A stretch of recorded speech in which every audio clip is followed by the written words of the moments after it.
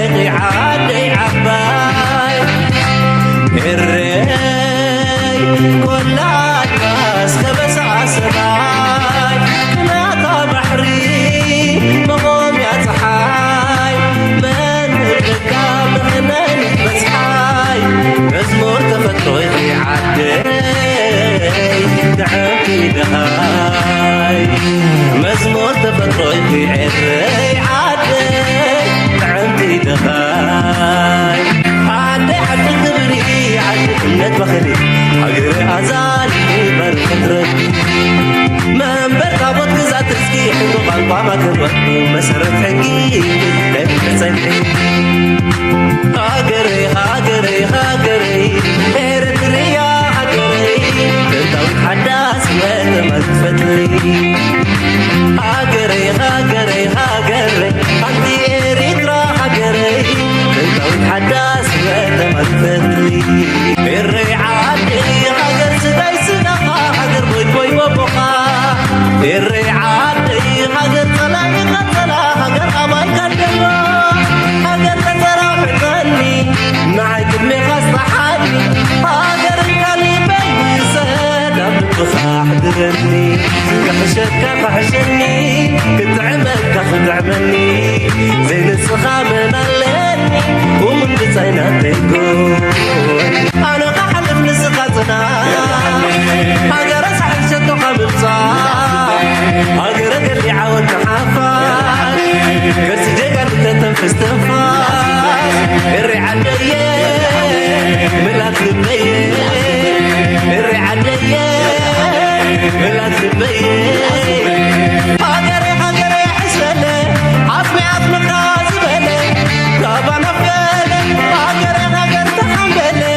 روبي روبا قاسبلي كابا نفلي هاقري هاقر عيقن عيه شك حرمنا زحريه مسانا يوغي مسانا يوغي مسانا يوغي مسانا يوغي نبع وتوغي أنا قحلف نسقط سلام تخطاتت نايز channel كما يتخونوا تبوكت كونوا ناي وترو تمنيتنان باقنانيو لوبون كم وترو لعولا قداس النزلو ومتحستوتات حيزنا لكم مريس متينا لنا كسام مودات نايز مدب مسانا كتصنحو بخبر نعدمكم لايك مقبار شير مقبار ريتوخ من حسابكم من بحانات من قد مقداف دما ناي وترو تساوعيتنايو سلا تقولوا نايز channel تقبر ودقف دما كي مسقنا كنحلف عين فتون لو مارستي أزيا قداسي كون بعالم درجة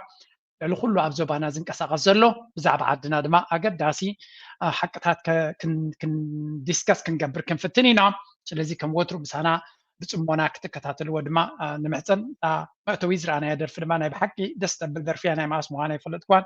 እጃኹም ኣብ ዘለዎ ኸይድኩም ኣመስግኑለይ now let's start with this one what's going on around the world White House responding after Russia launched nearly 600 Russian drones and more than 30 missiles into Kyiv, killing 21, including 4 children. He was not happy about this news, but he was also not surprised. Perhaps both sides of this war are not ready to end it themselves. The president wants it to end, but the leaders of these two countries need it to end and want it to end, must want it to end as well. This was Russia's deadliest attack on the Ukrainian. ሓደ ካብቲ ዓብዪ ኣዛራቢ ኮይኑ ዘሎ ኣርእስቲ ኣባላስካ ተራኺቦሞ ዝነበሩ ርክብ ኣብ መንጎ ፑቲንን ዶናልድ ትራምፕን ብዙሕ ለውጢ ከምፅእ ትፅቢት ተገይሩሉ ግን እንታይ እዮም ተዘራሪቦም ኣቡ እንታይ ነይሩ ትስምምዕ ዝብል ዘረባ ብኩሉ መንገዲ ክዝረብ ጀሚሩ ኣሎ ቢካዝ እቲ ኩናት ናበርትዐ ይኸይድ ኣሎ ዶናልድ ትራምፕ ድማ ከምዛ ኣብ ማይ ዝኣተወት ኣንጭዋ ኣፅቅጥ ኣቢሉ ምክንያቱ ዝኩሉ ዓብ ነገር ከም ዝገበረ ኮይኑ ኣክት ዝገብር ዝነበረ ወላ ሓንቲ ፍረ ከም ዘይብሉ ወላ እውን እቶም መራሕቲ ናይ ኤውሮጳ ብምሎም ኣብ ዋይት ሃውስ ገይሩ ዓብ ናይ ቪድዮ ሾው ገይሩ ነይሩ ቡ ገይሩ እቲ ኩነታት ዝሃደ መሲልዎ ሚድያታት ዓብ ተስፋታት ኣንቢሮም ነይሮም እቲ ኩናት ግን ብዝበርትዐ መልክዕ ዝቕፅለላ ኣብ ዘሎ እንታይ እዩ እቲ ኩነታት ናበይ ገፂ እዩ ዝኸይድ ጉዳይ እዚ እንታይ እዩ እቲ ኔክስት ስቴፕ ክኸውን ዝኽእል ዝብል ብየማንን ፀጋመን ዝዝረብ ዘሎ እዩ ነዚ ክንርኢ ከለና ግን ሓንቲ ዘረባ ብፍላይ ኣብቲ ሚድያ ናይ ኣሜሪካ ዝደጋግምዋ ዘለዉ እያ እዚያ እስከስምዕዋ Trump silent. As of now, the president of the United States has not said a word after Putin launched one of his most powerful strikes against Ukraine. More than 20 people in Kyiv killed by hundreds of Russian missiles and drones. And as Trump was silent throughout the day, We did hear from the White House. This is what we heard. Perhaps both sides of this war are not ready to end it themselves. Whoa, both sides. Putin struck Ukraine overnight, hitting Ukraine with 598 drones and 31 missiles. This is not a both sides issue. Not last night, not tonight. سنتايم زبل زلو بحفشا دونالد ترامب مس بوتين انتاي كم استراخبه بزو حتوتات كالعلو جميره مالو مغنياتو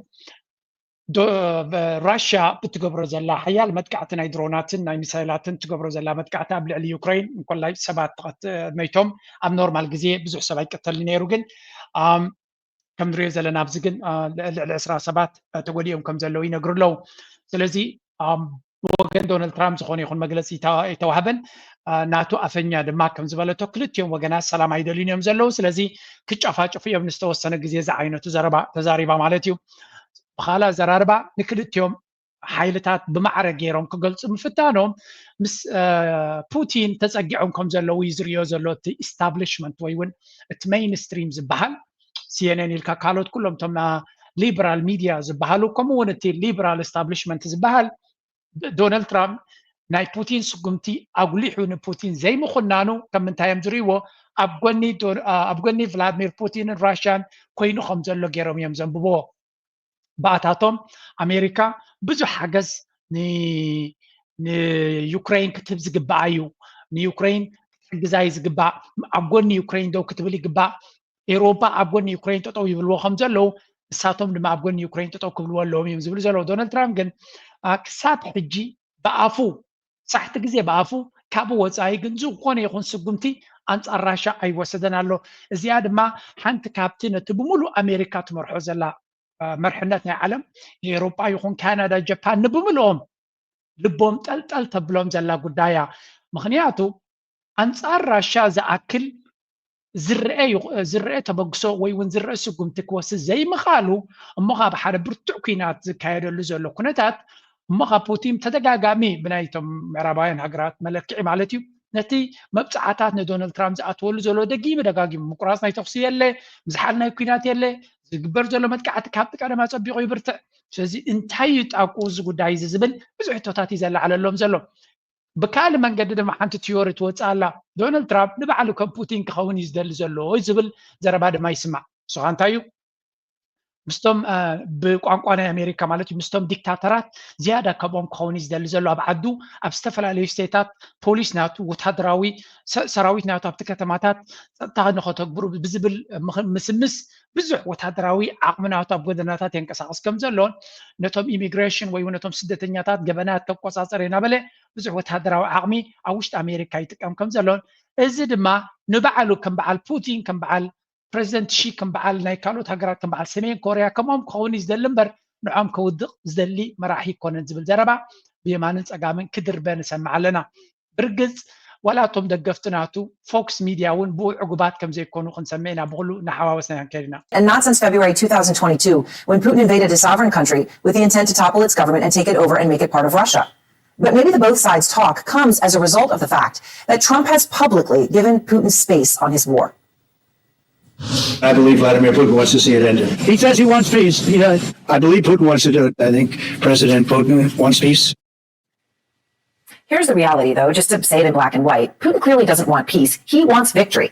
So if those two things come together, sure, but otherwise victory is what he wants. Peace and victory are two different things. Take the statement that you just heard from July 15th, where Trump says of Putin, quote, he wants peace. He does. 24 hours after Trump said that, Putin launched a massive drone attack.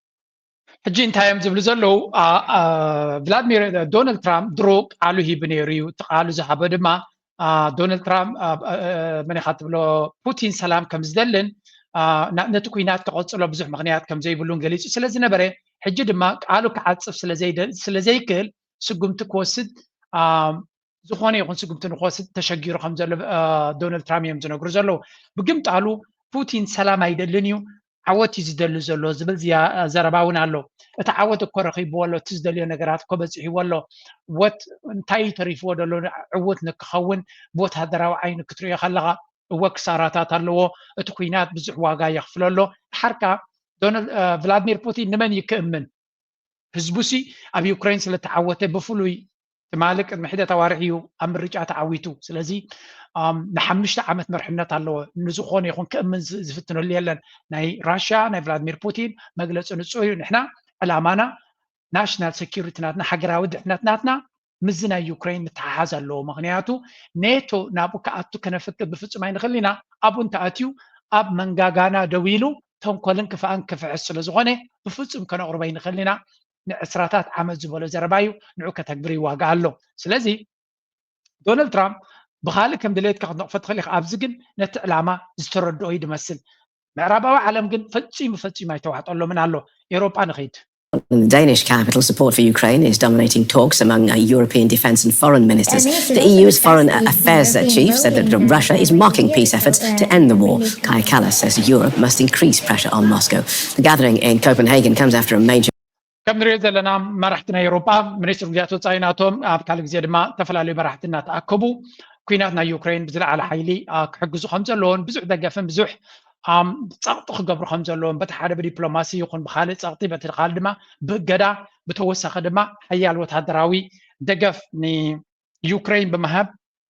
انت واحد يوكرين إذا نكيتهب نكيتودق فركشكش نغيتبل كله قبر 5 لون أبزي وعلى مرحتنا تأكبوا بتخالد ما مرحتنا أوروبا قبروا زلوا سمعوا لذي التكونات بوجن أوروبا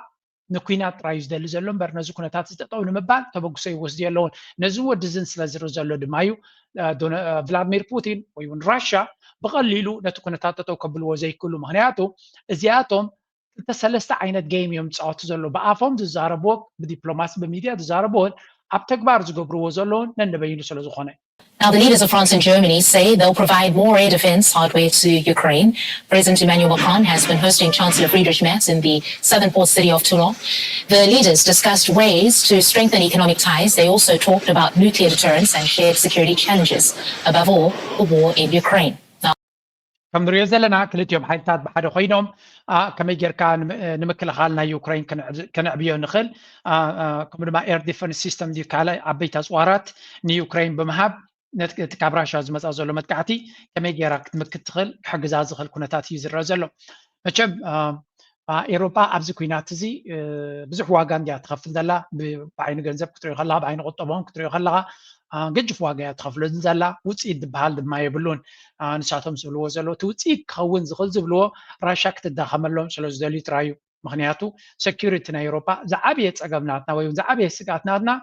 راشان بوتين يوم زبل استراتيجيكاوي على أي سلة زقمته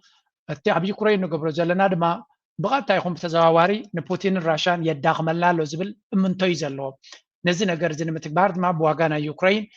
كون دخون الراشا نبوتين الداغمو مجمريا كما يجر كان الراشا تفتاتنا ويون رجيم تشنج اب راشا بمنقدي وتحدراوي بالدخام ناي راشا تفتر تخل زبل حلمين يروم إذا قد دايزي كفتم كم زي كل ترديوا مالو أمريكا درو ترديوا إغراس عيب الله جنزب زبحال توتي الله أوروبا جن كم تر أمريكا زجبرتهم مقبار فيهم دبلوماسي جيرهم أول أصعب بيقوم إذا قد دايزيا كن زود قسوة إيجو أنا النتحيزهم ملو بملو زلوهم زي بلوهم نفس كينات زاليهم كطبعا نتبلا شوي صدقهم نتبلا شوي مدباتنا يمتعيهم كمان نتبلا شوي خلص وإلى ميقصر له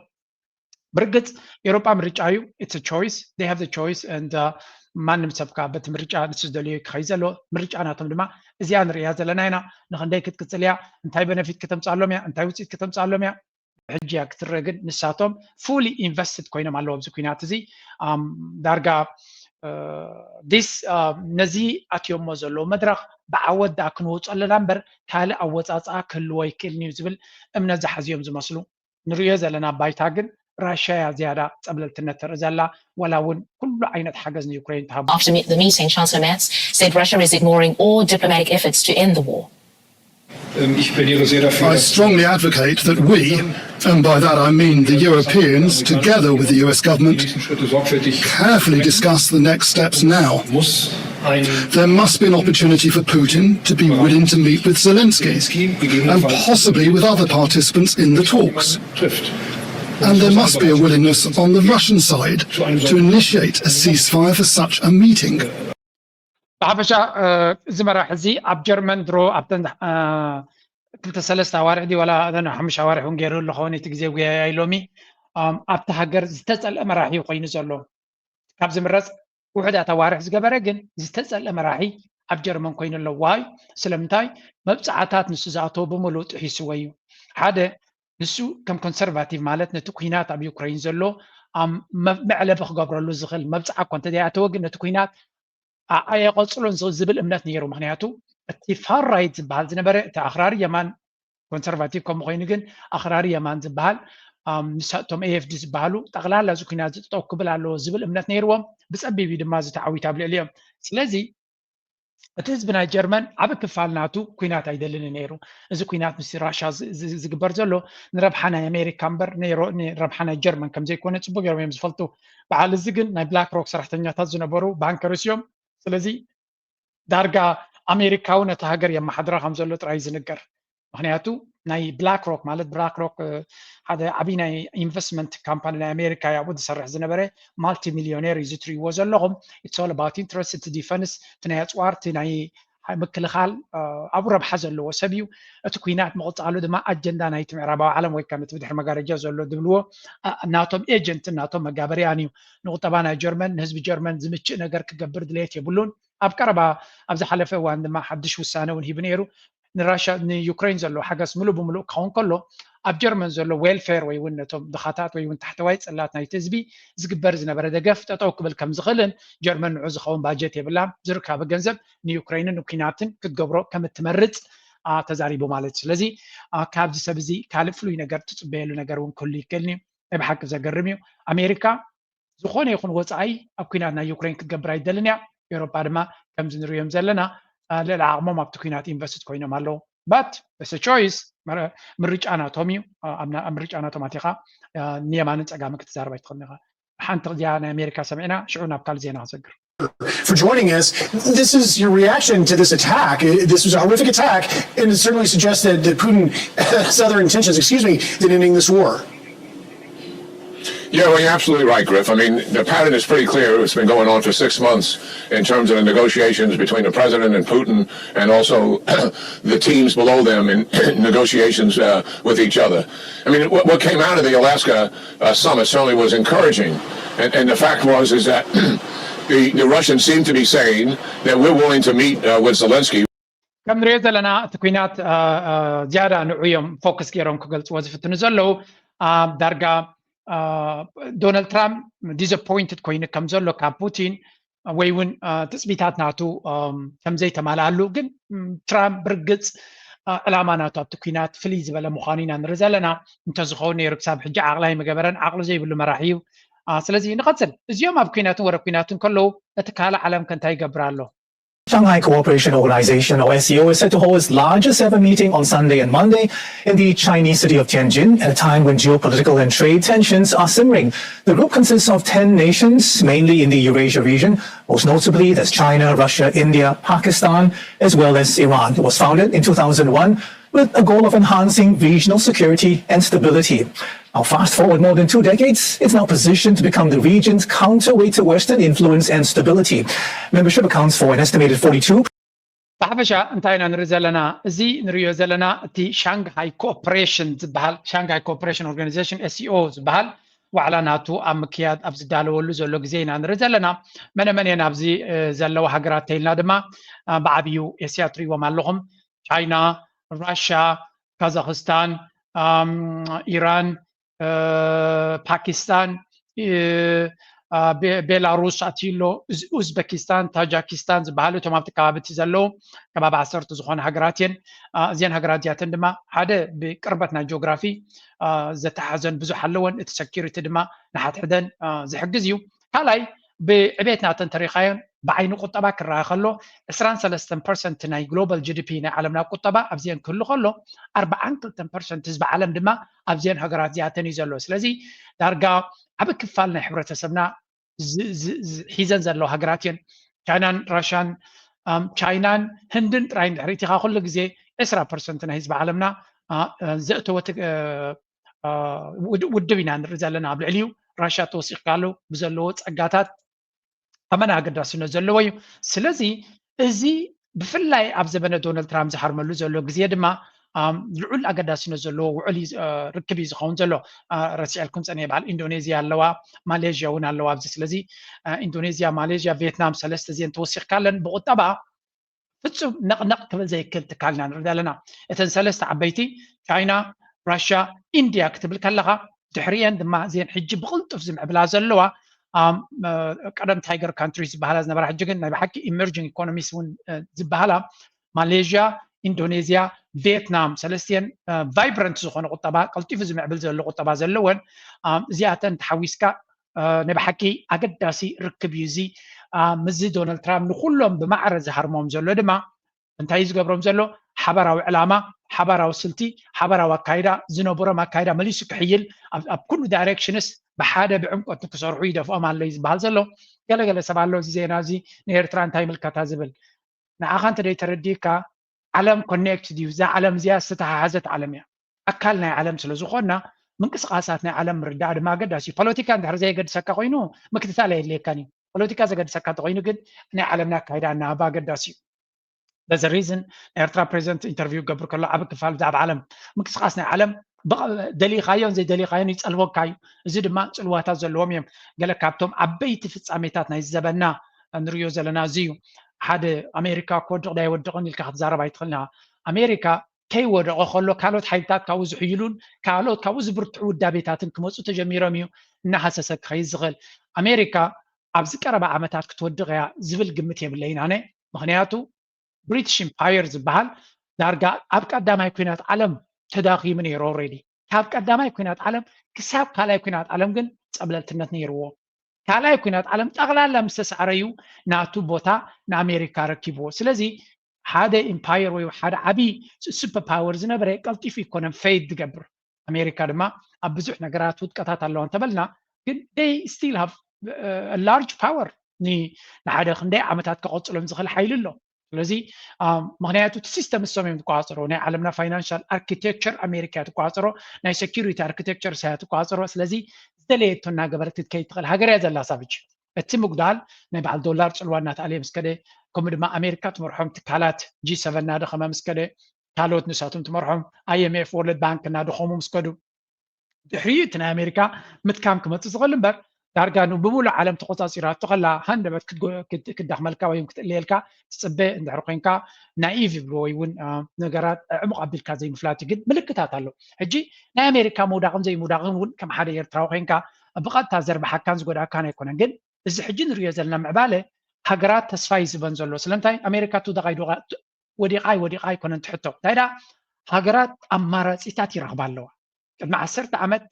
ኣሜሪካ እንተፀለያትካ ገሃርና ማቲኻ ኣለኻ ሎሚ ኣሜሪካ ተፀለያትካ ኣማራፂታት ኣለካ ኣብ ካልእ ከይድካ ክትነብር ትኽእል ኢኻ ቁጠባኻ ጠቕላላ ክርመስ ኣይክእልኒ ስለዚ ካብ ሕጂ ንድሓር ድማ መጠን እዚአን ሃገራት እዚኣተን ውዳበናተንን ጥምረትናተን እናሓየለ ዝኸደ ኣሜሪካ ፀለያትካ ዘለዎ ፅልዋ ድሩት ክኸውን እዩ ድሕሪኡ ድማ ሃገራት ልኡላውነተን ከስተማቕራ ዝኽእላ ተገዲደን ኣሜሪካ ዝበለቶ ሕራይ ክብላ ኣይክግደዳን እየን ስለዚ እዚ ምንቅስቃሳት እዚ ድማ እዩ ንዓለምና ኣገዳስነት ዘለዎ ተባሂሉ ዝግለፅ ቻይና ኣብዚ ኮንፈረንስ እዚ ሓደ ነገር ክትገብር ምዃና እዩ ዝንገር ዘሎ ንሱ ድማ ኣመና ሓያል ዝኾነ ቴክኖሎጂካዊ ፀብለልትነት ከተርኢ ምዃና ድሮቶም ቀዳሞት ኣጋያሽ ጋዜጠኛታት ዝኣተው እንታይ እዮም ዝብል ዘሎ ኣብዚ ከሪአኩም እቲ ዘረባት ተመሳሳሊ እንድዩ ግን ኣብዚ ቻይና ናይ ብሓቂ ፍሉይ ቴክኖሎጂካዊ ፀብለልትነት ክተርኢ ኣብ በፂሓቶ ዘላ ናይ ቴክኖሎጂ ኣብቲ ኮንፈረንስ ይኹን ኣብቲ ካልእ እውን ከተርእዮ ምዃና ንመጀመርያ ዓበይቲ ሃገራት ዝሳተፈሉ ዘለዋ ኮንፈረንስ ድሕሪ ኮቪድ እዩ ዝበሃል እዚ ስለዚ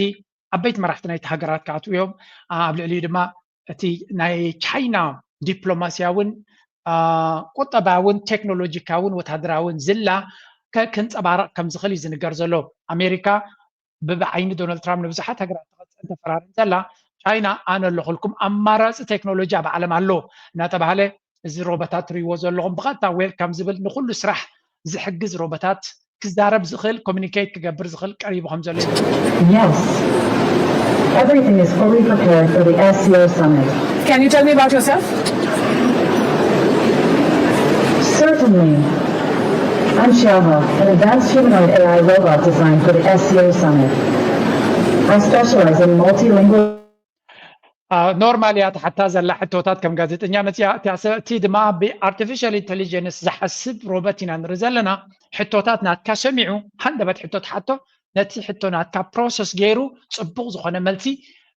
ክበካ ክእለት ዘለዎ እዩ እዚ ሕጂ ዝምልስ ዘሎ ሮቦት ድሕሪ 3 ዓመት ድሕሪ 5 ዓመት እንታይ ዓይነት ክኸውን ምዃኑ ክትርዳእና ኣለዎ እቲ ተኸዲንዎ ዘሎ ክዳን ናይ ሮቦት ዝመስል ናይ ሰብ ክቕየር እዩ ኣካላት ናይ ሰብ ቅርፂ ኩሉ ነገር ዘለዎ ከም ሰብ ኣክት ዝገብሩ ክኾኑ እዮም እዚኣቶም ስለዚ ቻይና እቲ ናታ ዓቕሚ ናይ ቴክኖሎጂ ንክትገልፅ ኢላ ትርእዮ ዘላ እያ ካልእ ቴክኖሎጂ ናይ ቻይና ኣብ ኩሉ ክፋል ዝኣተወ ምዃኑን ኣብቲ ኮንፈረንስ ድማ ዳርጋ ብሰብ ዝግበር ሓበሬታታት ይኹን ቀረባት ይኹን ዝደለኻዮ መሳለጥያትያት ብሮቦታት ይክሳነ ሰባት ስለ ዝወሓዶም ዘይኮነ እቲ ሮቦታት ምስ ሰባት ድሕሪ ሕጂ ኣብ ሆቴል ክትኣቱ ከለካ ድዩ ኣብ ኮንፈረንስ ክትከይድ ከለካ ድዩ ኣብ መግቢ ዲኻ ደሊኻ ማይ ዲኻ ደሊኻ ሓገዝ ዲኻ ደሊኻ ተርጓሚ ዲኻ ደሊኻ መብዛሕትኡ እዚ ስራሕ እዚ ብሮቦታት ክግበር እዩ ምክንያቱ ሮቦታት ኣይደኽሙን እዮም ብዙሕ ግዜ ድማ ሓንሳብ ፕሮግራም ተጌርካዮም ኣይጋገዩን እዮም ስርሖም ዝፍፅሙ እዮም ደሞዝ ኣይክፈሉን እዮም ስለዚ እቲ ዝበለፀ ዝደጋገም ስራሕ እዚኣቶም ክትክእዎ ይኽእሉ ከምዚ ንሪኦ ዘለና ሴኪሪቲ ሳቶም እዮም ክገብርዎ ምክንያቱ ኣብ ቁፅፅር እውን ድሕሪ ፅቡቅ ፕሮግራም ኮይኖም ዝሓሸ ሴኪሪቲ ክገብሩ ዝኽእሉ ሰብ እዮም ዝበሃሉ ስለዚ ከም ንሪኦ ዘለና ሮቦታት ኣካል ናይቲ ኮንፈረንስ ከም ዝኾኑ ክኾኑ ምዃኖም ከዓ ዘርኢ ኩነታት ነይሩ እዩ ዝበሃል ዘሎ it's a very interesting time ሓንቲ ዜና ክበኩም ድሕሪኡ ኣብቲ ዞባና እውን ክሰግር ኢና The United States has just lost another ally to China, and this time it's one of the most powerful nations in the Western Hemisphere. In just a few short years, Brazil has gone from being one of America's closest partners to becoming China's #1 supplier of food, raw materials, and the #1 destination for Chinese energy investment. China now buys 70% of Brazil's soybeans, is financing new mega projects across the country, and is even helping Brazil issue debt in Chinese yuan instead of US dollar. Under his second term, the bleeding continues, and it's not just soybeans. When Trump slapped 50% tariffs on እንታይና ንሰምዕ ዘለና ናይ ዶናልድ ትራምፕ ኣካይዳ ንቻይና ክሳዕ ክንደይ የርባሓ ከም ዘሎ እዩ ዝዛረብ ሓደ ካብቶም ኣርቲኩሌት ወይ ንፉዕ ኣናሊስቲስ ናይዚ ኩነታት እዩ ዶናልድ ትራምፕ ዝኽተሎ ዘሎ ፖሊሲ ኢንዳይሬክትሊ ንቻይና መመሊሱ እዩ ዝሕይላ ዘሎ ብራዚል ናይ ቀረባ መሻርክቲ ኣብ ላቲን ኣሜሪካ ድማ ዝዓበየ ሃገርን ብዙሕ ዝዓበየ ቁጠባ ዘለዎን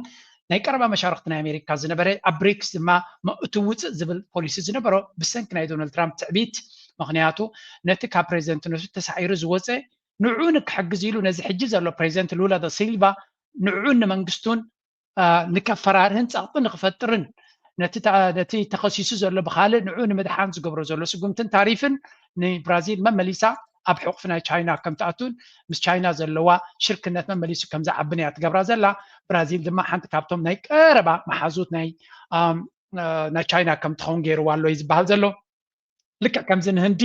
ብትዕቢት ናቱ ናብ ቻይና ገፁ ዝደፍኣ ዘሎ ንብራዚል ድማ ቀድም ኣቢሉ ከም ገይርዋ ንሳውት ኣፍሪካ ንኤለን ማስክ ክሕጉስ ክብል ከም ገይርዋ ስለዚ ነቲ ብሪክስ ዝበሃል ሓደ ብርቱዕ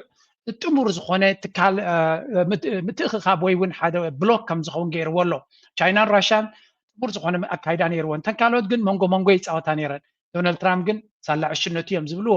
ንብራዚል ሃሪሙ ናብ ቻይና ኣፀቢቓ ከም ትፅጋዕን ፅቡቅ ዓበይቲ ዲልስ ከም ትገብር ምስ ቻይና ገይርዋ ኣሎ ንህንዲ ሃሪሙ ሕጂ የስግራ ኣሎ ንሳውት ኣፍሪካ ድማ 30% ሃሪሙዋ ድሮ ቅድሚኡ ዝነበረ ባይደን እውን ጀሚርዎ ነይሩ ምክንያቱ ንእስራኤል ክቃወሙ ስለዝጀመሩ ንዓታቶም እውን ብታሪፍን ብገለን ስለዝሃርሞም ዘሎ ኩላቶም ኣብቲ ብሪክስ ዝዓበየ ሽርክነት ንክህልዎም ገይርዎም ኣሎ ውፅኢት ድማ ኣሜሪካ ባዕላ ብትኸዶ ዘላ መንገዲ ትንፀል እቲ ካልኣይ ተነፅሎ ዝፈጥረላ ዘሎ ንኣሜሪካ ድማ እቲ መራሒ ኣብ እስራኤል ዘሎ እዩ is just today's version of Hitler. Free Palestine, free Palestine, free Palestine. And if you want to say that I'm saying see how, say it to my face, Bibi, and you won't walk away from that confrontation. ከም ትሪእዎ ዘለኹም እስራኤል በይና ከም ዝተረፈት ኣብዚ እዋን እዚ ዳርጋ ፍሪ ፓለስታይን ምባል ኣብቲ መጀመርያ ከም ሓደ ዓብይ ክፋእ ትገብር ዘለኻን ኣንፃር እስራኤላውያን ትዛረብ ከም ዘለኻን ገይሮም ክሸጥዎ ዝፈተኑ ሎሚ ንእስራኤል ምድጋፍ ናይ ብሓቂ እንታይ ዓይነት ሰብ ምዃንካ ዝገልፀሉ ግዜ እዩ ሎሚ ንእስራኤል ዝድግፍ ኣብ ስምዕዎ ኣይሁዳውያን እዮም እዞም እስራኤላውያን ዝብልዎ ዘሎ ኣብ ዝስምዑ Demographic has turned against Israel. The debate's over. I don't even think there's like much of a debate to be had. I'll keep doing them if somebody wants to come debate about the issue. But what are we talking about here? Dude, huge Haaretz piece a couple months ago about, because we've seen so many examples of this. ብዛዕባ እስራኤል ንእስራኤል ምክልኻል ኣብ ዝዋን እዚ ንእስራኤል ኣይኮንካ እንትከላኸል እንታይ ዓይነት ሰብ ምዃንካ ጥራይካ ተፍልጥ ምክንያቱ እስራኤል ኣብ ጋዛ ትገብሮ ዘላ ኣብ ከባቢኣ ትገብሮ ዘላ ኩሉ ንሪኦ ኣለና እዚ ነተንያሁ ዝመርሖ እስራኤል ፈፂምካ መትሓዚ ዘይብሉ ብጭካኔ ኣብ ዓለም ተራእዩ ዘይፍለጥ ዓይነት ጭካኔ ኣብ ልዕሊ ቆልዓን ሰበይትን ሓደ 10,000 ዘይኮነ ልዕሊ 50,000 60,000 ከማን ቀሪቦም ኣለው ዘቁሰሎም ድማ ልዕሊ 200,000 ስለዚ ኣብ እስራኤል ዘሎ መንግስቲ ንዑ ዝከላኸል ሰብ ንእስራኤል ኣይኮነን ዝሕግዝ ዘሎ እንታይ ዓይነት ሰብ ምዃኑ ጥራይ ፈሊጥካ ሕሳብካ ክትገብር ኣለካ እዩ ዝብል ዘሎ ስለዚ this is a very interesting ሓንቲ ቶፒክ ነዊሕ ከይሃብኩም ፀናዕኩ ስምዑ ብዚ Continues to be the greatest show on Wall Street. Every single Wall Street organization now realizes that if they embrace Bitcoin, it brings them new clients, new assets, new revenue. And if there's one thing that these Wall Street banks need is they need growth. And Bitcoin equals that. You know, if you see the Bitcoin ETF, it's the greatest launch in Wall Street. Crypto stock market invest تقبرو زلهم you have seen tremendous growth Donald Trump كاب زمت ولا وقت ناي تاريفس حقوز قوس يبلون تسنه ترجع بملو أبزل على درجة يزلو كريبتو لأنكنه بستفعل عليه مغنياتات ولا زلق يبلعله ولا زلق قبل كل دما ناي مجزء جزيو ناي مهدام جزيو يكونن سلزي تتقاملو ريهم فليتكم استوعيلكم سقوم تقبروا تتغيري لن ولا زلق قبل سنة يدحري شو تقبر take advantage of it عبيت إنفسترات ناي وول ستريت يمثلوا يبلكم على تعدل تتقاملوا زلهم قصلوا تم زي تتقاملوا زلهم دما عدل زي أبزبنا زقاتهم زلوا فلو يتعدل سلزغونه كي حالفكم تتقاملوا قبلكم يدلي حجي نابتنا يزوبانا كنسجرينا let's start with this one كل زبناي حجرنا هنجمر. Eritrea's identity is inseparable from its coastline. 1,000 kilometers along the Red Sea, one of the world's busiest maritime routes. This coast is more than geography. It's Eritrea's history, lifeline, and future. Facing the Bab el-Mandeb Strait, Eritrea holds a strategic position where global commerce flows. The ports of Massawa and Assab are gateways, connecting Africa's interior to Europe, Asia, and the Middle East. For a nation often isolated, this access is everything. The sea offers Eritrea a chance to engage the world on its own terms. ኤርትራ ፍሉይ ፀጋ ዘለዋ ተደላይ ጂኦግራፊ ዘለዋ ስትራቴጂካዊ ኣገዳስነት ዘለዋ ኣቀማምጣ ኣብ ዘለዎ መሬትን ባሕርን ተደኪና ከም ዘላ ኩልና ንፈልጥ ኢና ነዚ ጉዳይ እዚ ግን ከመይ ጌርና ንጥቀመሉ ከመይ ጌርና ንረብሓ ናይ ኤርትራ ንቕይረሉ ብዙሓት ወገናት ብዙሓት ሃገራት ድማ ናይ ኤርትራ ኣቀማምጣን ስትራቴጂካዊ ኣገዳስነትን ጽቡቅ ጌሮም እዮም ዝፈልጥዎ ጥራይ እንታይ እዮም ዝደልዩ ነይሮም ንኤርትራ ኣጥፊኻ ነቲ ፀጋታታ ነቲ ዘለዋ ስትራቴጂካዊ ኣቀማምጣ ባሕራ ይኹን መሬታ ክወስድዎ እዮም ዝደልዩ ነይሮም ኣብዚ እዋን እዚ ግን እቲ ንዓመታት ዝሰርሕሉ ዝነበሩ ፕላን ይሰርሓሎም የለን ኣብዚ ቅንያት እዚ ሓንቲ ኣገዳሲት ፖስት ሪኢ ኣለኹ ካብ ወገን ናይ መንግስቲ ኤርትራ ብመንገዲ ሚኒስትር ሓበሬታ ናይ ኤርትራ ዝገብሮ ዘሎ ተበግሶ ድማ ናይ ብሓቂ ዝድነቕ ኣብዚ እዋን እዚ ክብል ይፈትዋነ እንታይ ይስኻ ኣብዚ ዝሓለፈ እዋን እንታይ ኢሉ ፖስት ገይሩ ነይሩ ሚኒስትር ሓበሬታ ናይ ሃገር ኤርትራ ኣቶ የማነ ገብረ መስቀል ንጀርመን እዩ ወቂስዋ ዘሎ ጀርመን ንነዊሕ እዋን ልክዕ ከም ካልኦት ሃገራት ኤውሮጳ ንኤርትራ ኣብ ምፅላም ኣብ ምእጋድ ኣብ ምሲጣን ገለ ካብቶም ዝዓበየ ተበግሶታት ትወስድ ፀንሐትን ዘላን ሃገር እያ እንታይ ኢላ ሃገራዊ ኣገልግሎት ኣብ ኤርትራ ዝግበር ዘሎ እቲ ናይ ሳዋ ይኹን እቲ ሃገራዊ ኣገልግሎት ንኤርትራ ዝግባእ ነገር ኣይኮነን እዚ ከዓ ግፍዒ ኣብ ልዕሊ ዜጋታትን ምግሃስ ናይ ሰብኣዊ መሰላትን እዩ እናበለት እያ ትዛረብ ኤርትራ ስለምንታይ ከምኡ ትገብራላ ዝብል ሕቶ ግን ኣይምልስልዎን እዩ ክሓትዎ እውን ኣይደልዩን እዮም ኤርትራ እንታይ ዓይነት ናይ ሴኪሪቲ ፀገም ኣለዋ ንዝብል ኣይሓቱን እዮም ወል እዚ እንታይ እሞ ዘገርም ኣለካ ኮይኑ እንታይ እዩ ከመንግስቲ ኤርትራ ንጀርመን ዘኽስስታይ ኣለዎም ድሕሪ ኢልካ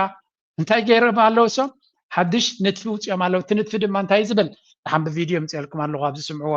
እዚኦም ንሳቶም ዝብልዎን ዝገብርዎን ሰማይ ምድርን ፍልይ ከም ዘለዎ በዝፍለጡ ሓደ ካብዚ ኣብዚ ቻነል ክንገብሮ ንደሊ ድማ እዚ ምዕራባዊ ዓለም ኣንፃርና ዝኽተሎ ዲባንክ ምግባር እዩ Merz and his cabinet have approved plans to boost recruitment for the German armed forces, the Bundeswehr. The aim is to expand the military in case of aggression from Russia. NATO estimates that Germany would need armed forces of more than 250,000 to withstand a Russian attack. Current troop numbers are well short of that. So here's what the cabinet's approved. From 2026, all 18-year-old Germans will be sent an online questionnaire asking if they're interested in joining the military. كم تري ولا لهم منجس جرمن ظهر نويح نزاز ربازي عم ميديا ناتوس شنكولال كبلاد حرمسنحو حدش ندفنا حقي أما حلالي فقهم زلو انت كابينة نشد ما انتاي زبل زلو سراويتنا جرمن كحيل اللو بغطرك وسق خلالو سلازي نعو سراويت كوني الكا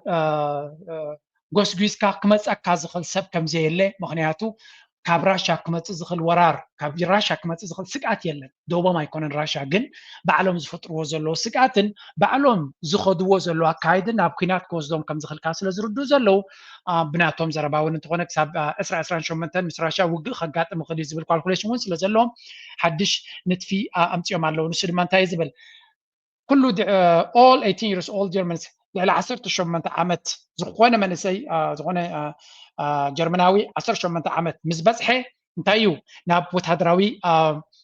ውትድርና ንክኸይድ ዕድመ ይግበረሉ asked if willing መጀመርያ ይሕተት ብወለንቱ ናብ ሰራዊት ክኣቱ ዝኽእል እንድሕር ኮይኑ ንደቂ ተባዕትዮ እንታይ እዚ compulsory for men ንደቂ ተባዕትዮ ብግዴታ ይከውን እዚ ስለዚ ብግዴታ ይከውን ንደቂ ኣንስትዮ ድማ ብወለንተን ክገብርዎ ዝኽእል እዩ ስለዚ invitation sent for training እዚ ነገር እዚ ከም ሓሳብ እዮም ከቕርብዎ እቲ ዝደልይዎ ዘለዉ ዓቐን ናይ መንእሰይ ተዘይረኺቦም ድማ እንታይ ክገብሩ እዮም then ናብቲ next step ክሰግሩ እዮም እቲ next step ድማ እንታይ እዮም ዝብሉ ዘለዉ next step ብግዴታ እቲ conscription ወይ እውን ግዱድ ዕስክርና ማለት እዩ ስለዚ ተገዲዱ ሰብ ናብቲ ወታደራዊ ኣገልግሎት ወታደራዊ ታዕሊም ክኸይድ ከም ዝኽእል ናብ ውትድርና ክኸይድ ከም ዝኽእልን እዩ ስለዚ እዚ ነገር እዚ ኸ ስለምንታይ እዩ ከምዚ ዘጋጥሞም ዘሎ ንዝብል ድማ ካብ ራሽያ ዝመፅእ ዘሎ ናይ ሴኩሪቲ ፀገም ስለ ዘለና መንእሰይ ድማ ብወለንቱ ኣብ ግዜ ሰላም ከማን ወታደር ክኾን ዘይክእል ናብ ኩናት ክኽየደሉ ኣብ ዝኽእል ወታደር ክኾነልካ ስለ ዘይክእል እዩ እዚ ቅድሚ ሕጂ ጀርመን ኣብዚ እዋን እዚ ዶብ ናቶም ኪነ ዩክሬን ምስ ራሽያ ሲ ቀጥታዊ ዶብ የብሎምን ፖላንድ ዩክሬን ካልኦት ሃገራት ሓሊፍካ እዩ ምስ ጀርመን ምስ ራሽያ ዝራኸብ ግን ካብ ማዕዶ ዘሎ ሰለስተ ሃገራት ጥሒሱ ክመፆም ዝኽእል ስግኣት እዩ ከምዚ ዓይነት ስጉምቲ ዘግብሮም ዘሎ ንኤርትራ ግን ቀጥታዊ ካብኣ ፀቢቑ ዝዓቢ ብቁፅሪ ኢትዮጵያ ዝበሃል 100 ሚልዮን ህዝቢ ኣለና ዝብሉ ኤርትራ ድማ 3 ሚልዮን ኣለዋ ዝብልዋ ከመይ ጌራ ኤርትራ ነፍሳ ንኽትከላኸል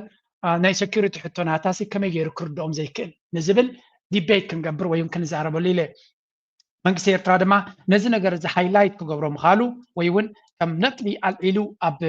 ሚድያ ከምፅኦ ምኻሉ ናይ ብሓቂ ኣገዳሲ እዩ ኣነ ድማ ነቲ ሚኒስትር ሓበሬታ ናይ ኤርትራ ዝገበራ ኣስፋ ሓቢለ ሸር ገይረ ኣለኹ እንታይ ኢለ ኣለኹ ኤርትራያ ቨርሱስ ዌስትስ ሂፖክራሲ ኤርትራን ናይ ምዕራባዊ ዓለም ምስሉይነትን ኢለ ኣለኹ እንታይ ትብል ጥቕስላ ናይ ኣፍሪቃውያን ዝበልዋ መሲልኩም ፋስ እቲ ፋስ ንዝቐረፀን ኣግረብ ክርስዕ ይኽእል እዩ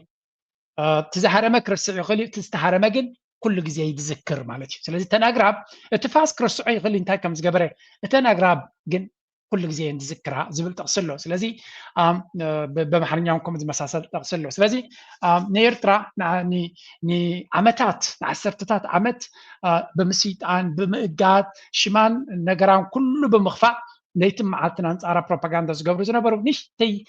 ስግኣት ናይ ሴኩሪቲ ናቶም ምስ መፅኦም ነቲ ኤርትራ ኣብ ሪል ታይም ኣጋጢምዋ ዝነበረ ስግኣት ንዑ ክትምክት ኢላ ዝገበረቶ ከም ሰይጣናዊ ነገር ጌርካ ንጎም ምሸትን ኣንፃሩ ይዛረብ ነይሮም እቲ ዳብል ስታንዳርድ ድማ እቲ ጉዕዙ ኣካይዳ ድማ እዚ እዩ ጀርመን ትገብሮ ዘላ ሓድሽ ሕግታት ተኣታቱ ዘላ እዚ ድማ ግዱድ ዕስክርና ምንታን ነቲ ባዕሎም ፍጢሮሞ ዘሎ ናይ ራሽያ ዝብልዎ ዘለው እዩ ሚንዋይል ከምዚ ኢሉ ከሎ ግን ኤርትራ ሓደ ዓብይ ብኣሜሪካን ብምዕራባዊ ዓለምን ብዳርጋ ብኢትዮጵያ ብሱዳን ብየመን ብኩሉ ብትፃንዓ ፎርም ዝበሃል ተኸቢባ ከላ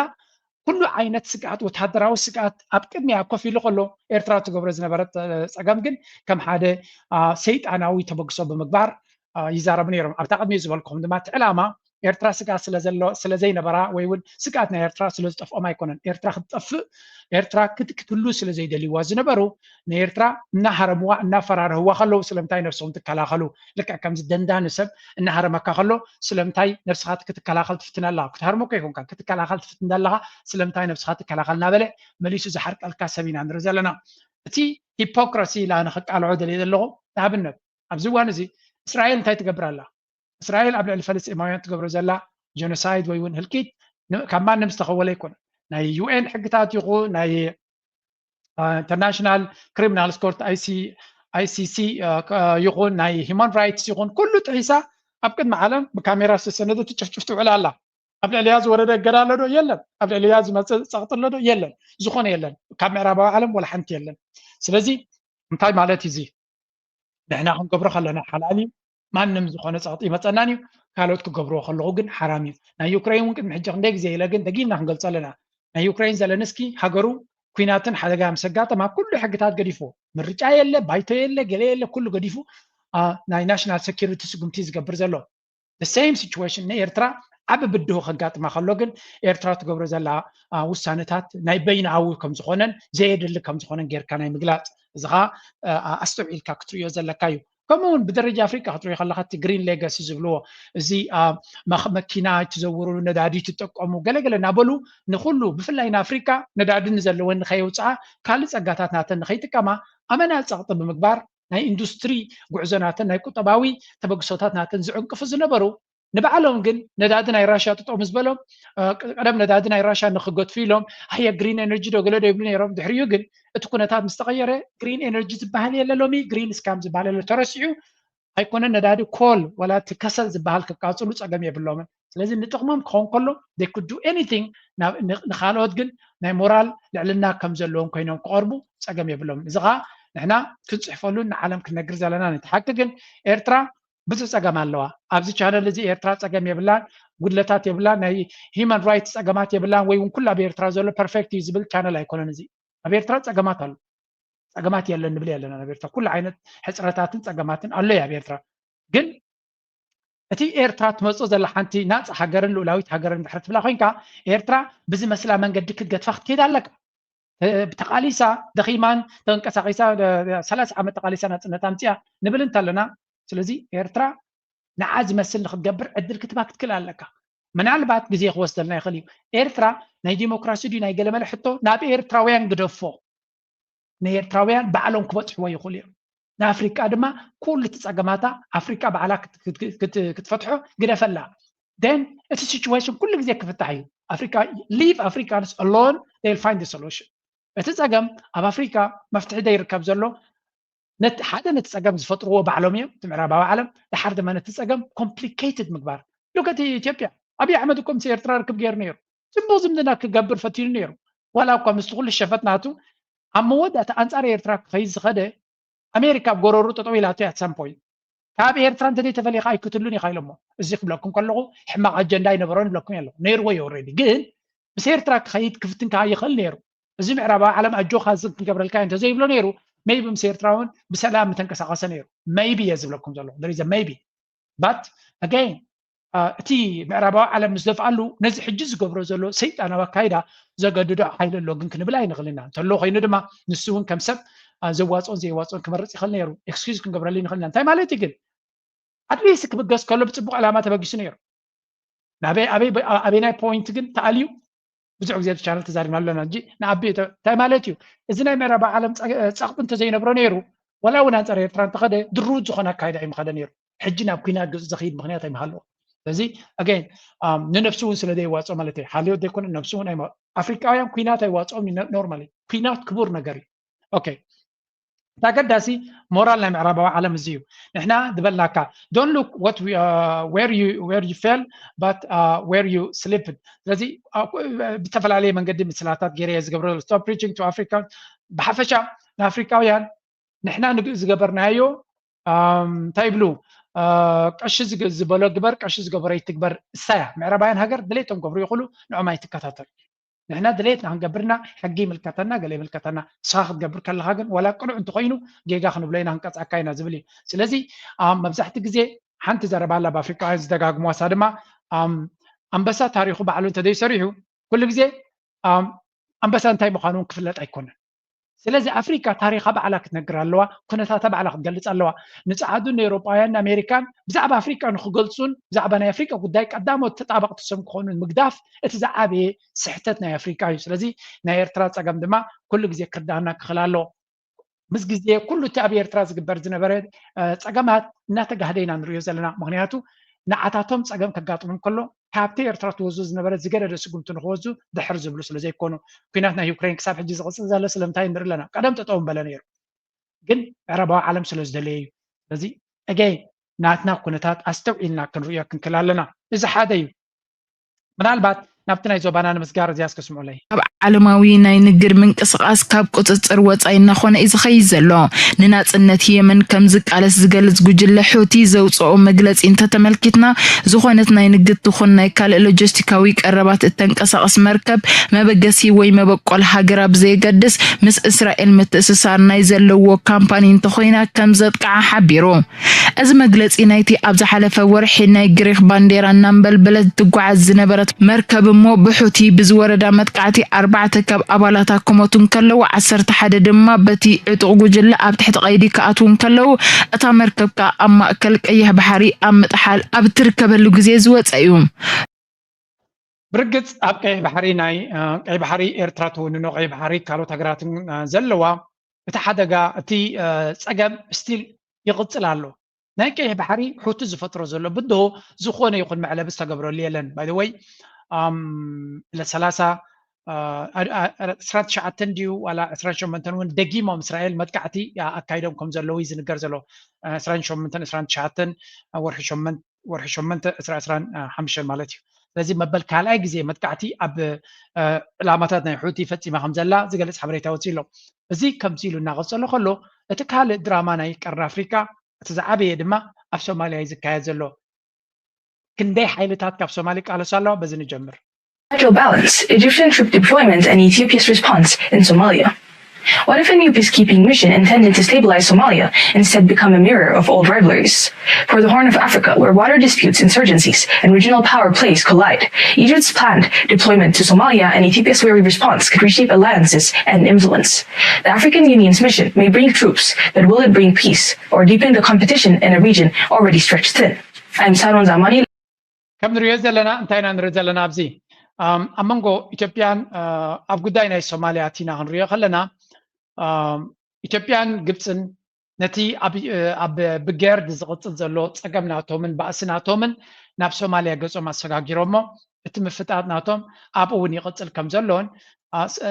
سوماليا دما سراويتنا جبت كأتم خانو نجيرا سلازلا بتقداي ناب كال رسمي خيط كم زغل مغنياتو كلت يوم حجرات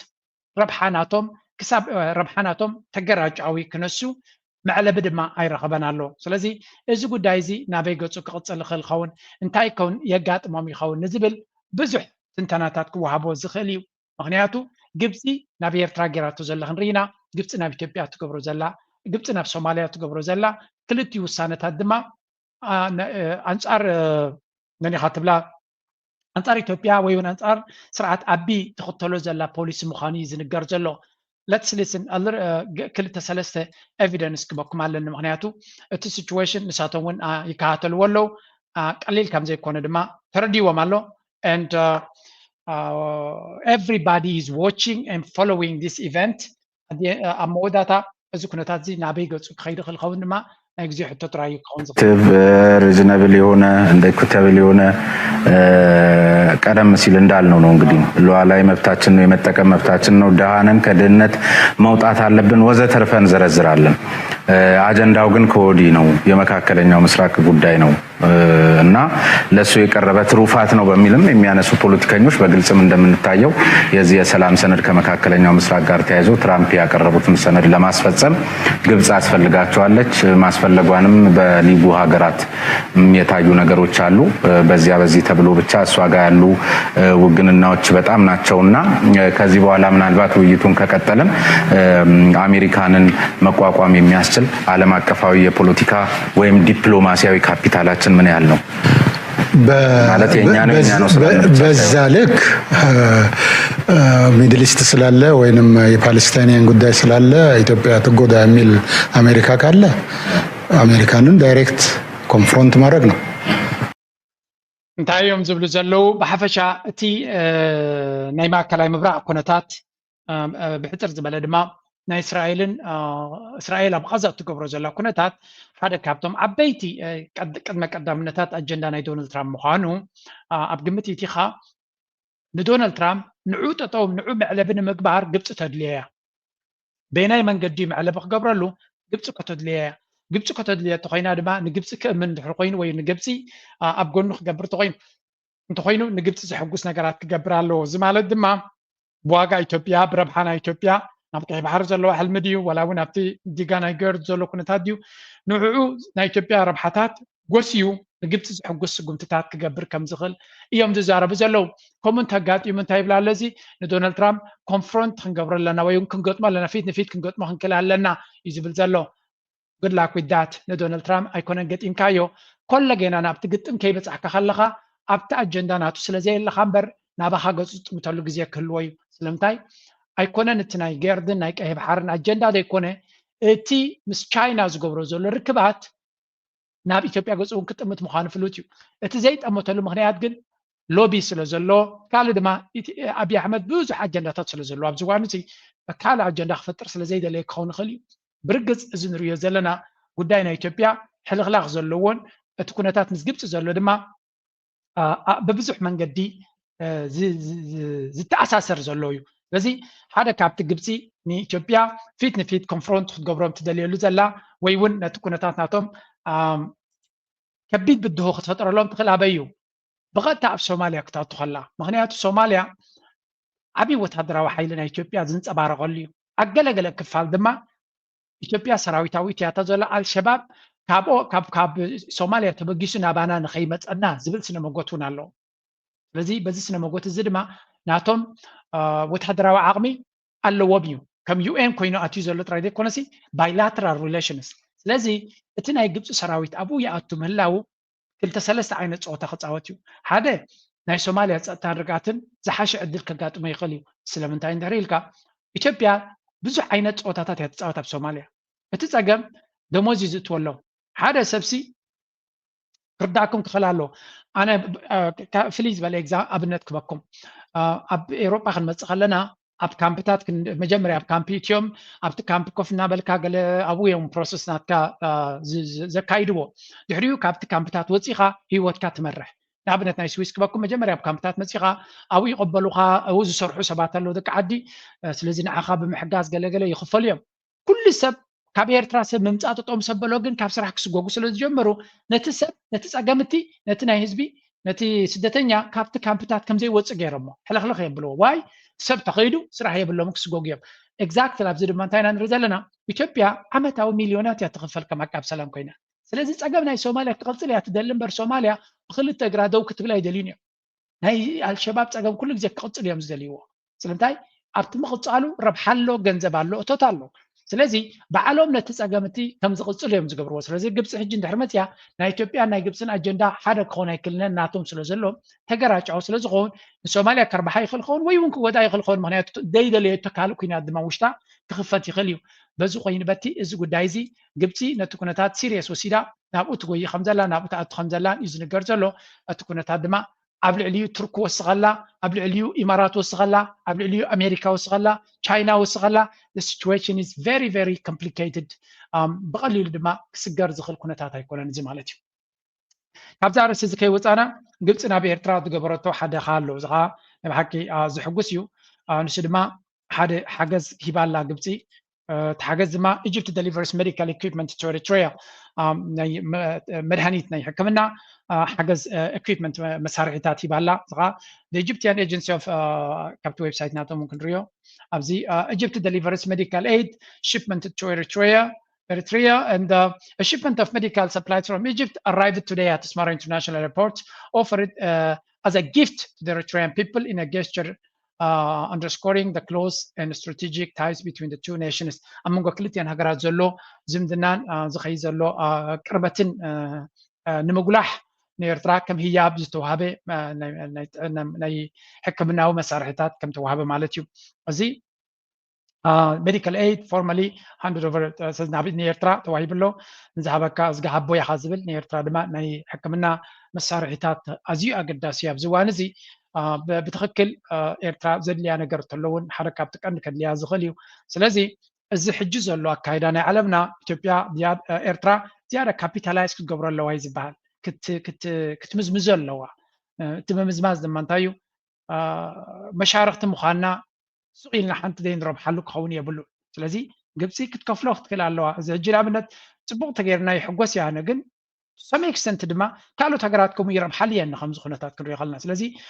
ከምዚ ግብፂ ስለ ዝገበረትና ደስ ይብለና ግን ዝግባእ ኩነታት ድማ እዩ ሓደ ካብቲ ብድሕሪ መጋረጃ እንታይ ገብርሉ ኣይንፈልጥና ነርና ግን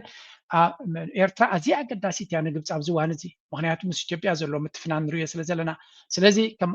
ከም መርኣያ ናይቲ ዝግበር ዘሎ ሽርክነት ከምዚ ዓይነት ሓገዝ ድዩ ከም ኢንቨስትመንት ድዩ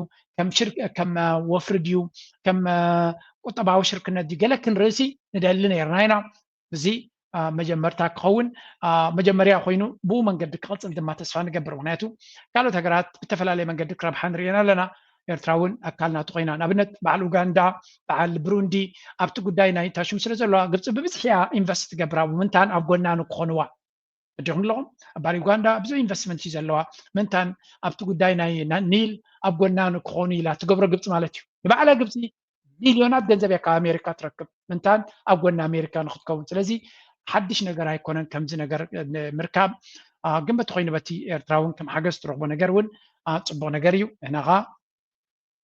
I hope እዚ ነገራት እዚ ክቕፅል ደስ ብለኒ ሓገዝ ንህዝብና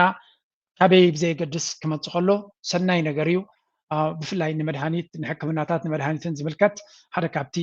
ህዝብና ኣብዚ እዋን እዚ ብቐረባ ዝደልዮ ነገር ተሎ እዚ ናይ ሕክምና ነገራት እዩ መሳርሒታት ምስቲ ዝነበረ ገዳን ዕፅዋን ዝኣክል ውሑድ የብላ እንቲ ሃገር ክንብል ኣይንኽእልና ግን you will never have enough ብፍላይ ንመድሃኒት ዝምልከት እኹል ክኸውን ኣይክእልን እዩ ስለዚ ብዙሕ ክርከብ ከሎ ሰናይ ነገር እዩ ንህዝብና ድማ ምስኪና እዩ ካበይ መፆ ብዘይገድስ እንኳዕ መፆ ጥራይና ንብል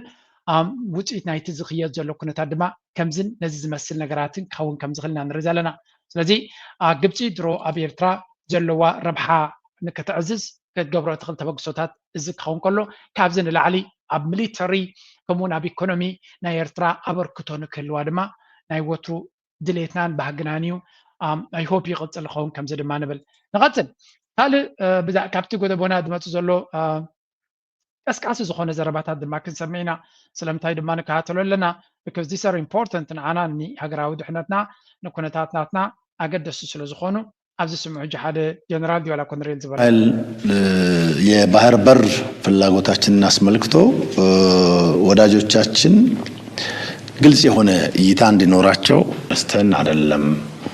ባህር እየጠየቅን ያለ ነው የባህር በር እየጠየቅን ያለ ነው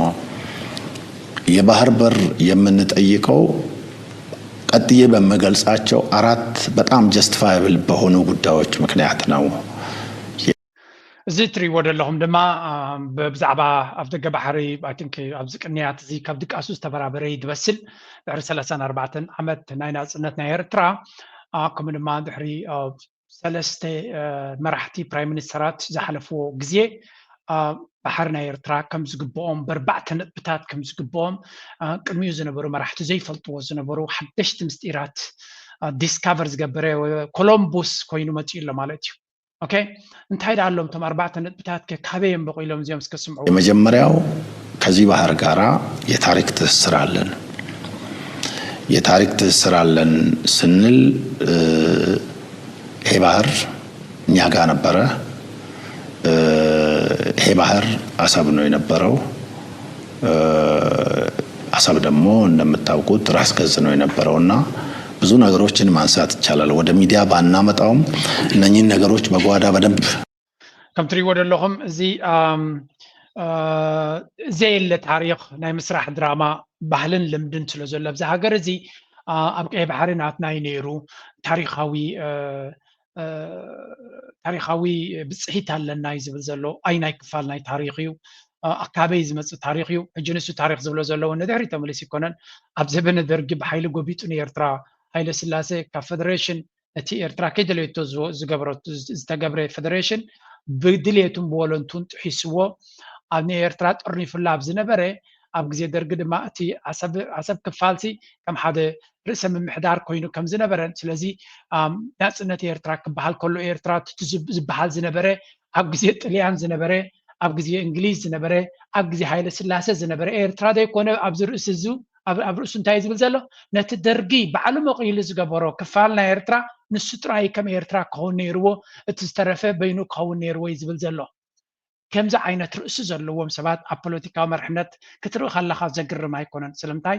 ብዓብዩ ፊልድ ማርሻል ወይ እውን እቲ ቺፍ ኦፍ ስታፍ ሓለቓ ስታፍ ናይቲ ሰራዊት ብርሃኑ ጁላ ካብ ኤርትራ ብምህዳም ከም ዓብይ ጅግንነት ተቆፂሩ ጀነራል ዝኾነ ፊልድ ማርሻል ዝኾነ ስለዝኾነ ሰራዊት ናይ ኢትዮጵያ ብርሃኑ ጁላ ይመርሖ እንተሎ ከምዚኣቶም መፂኦም ክዛረቡ እንተሰሚዕካ ድማ ዘገርም ኣይኮነን ኣብዚ ሓንቲ ፅብቕቲ ፅሕፍቲ ኤርትራያን ሂስትሪ ኣቶ ቢንያም ዝፀሓፈ እንታይ ነይራ No amount of evidence will ever persuade an idiot. ማርክ ትዌይን ዝበሃል ሓደ ዓብ ፀሓፍ እንታይ ዝብል ንሓደ ፈሊጡ ዝደንቆረ ሰብሲ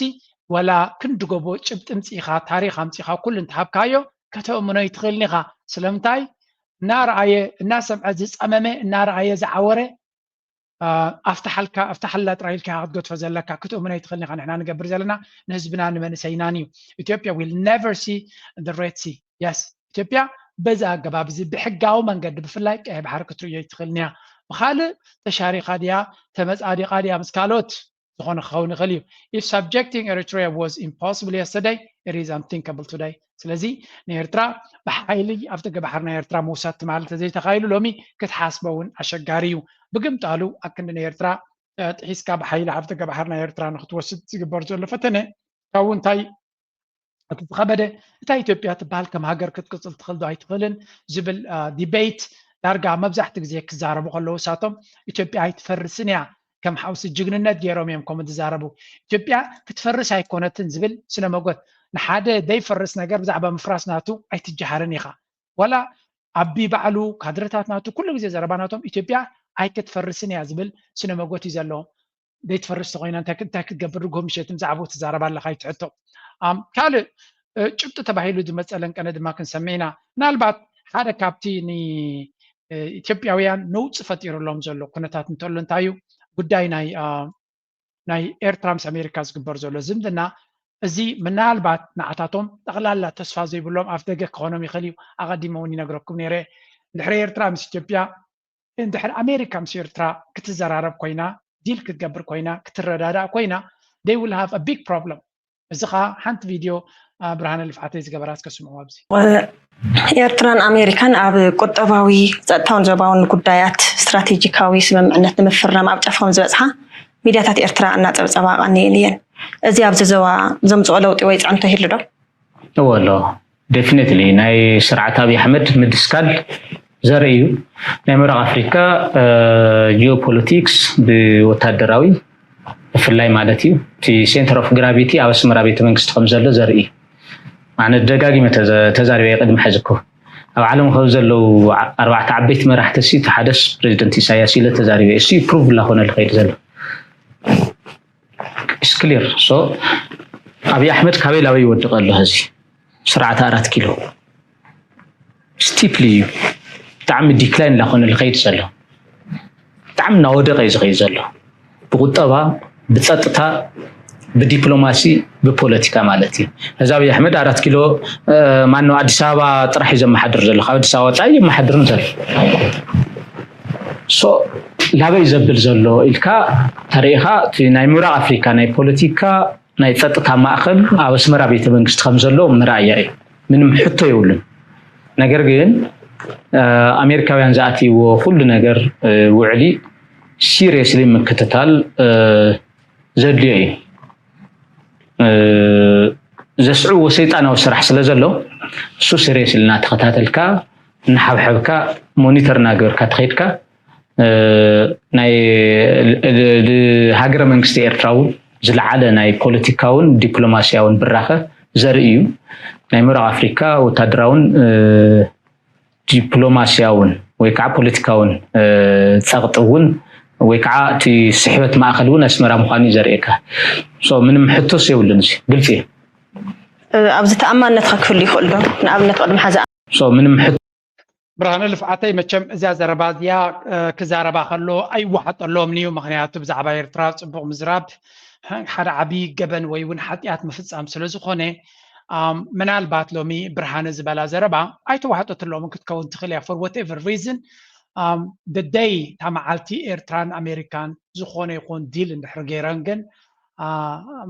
ምንቅጥቃጥ ምድሪ ከጋጥም እያ ኣብቲ ዞባቲ ኤርትራን ኣሜሪካን ዲል ክገብራ ከለዋ ኣሜሪካ ፍሉይ ኣጀንዳታት ክትገብር እያ ኣሜሪካ ፍሉይ ሕቡእ ኣጀንዳታት ክትገብር እያ ዝብል እምነት ዘለዎ ኤርትራዊ የለን ምክንያቱ እቲ ኣብ ኤርትራ ዘሎ መንግስቲ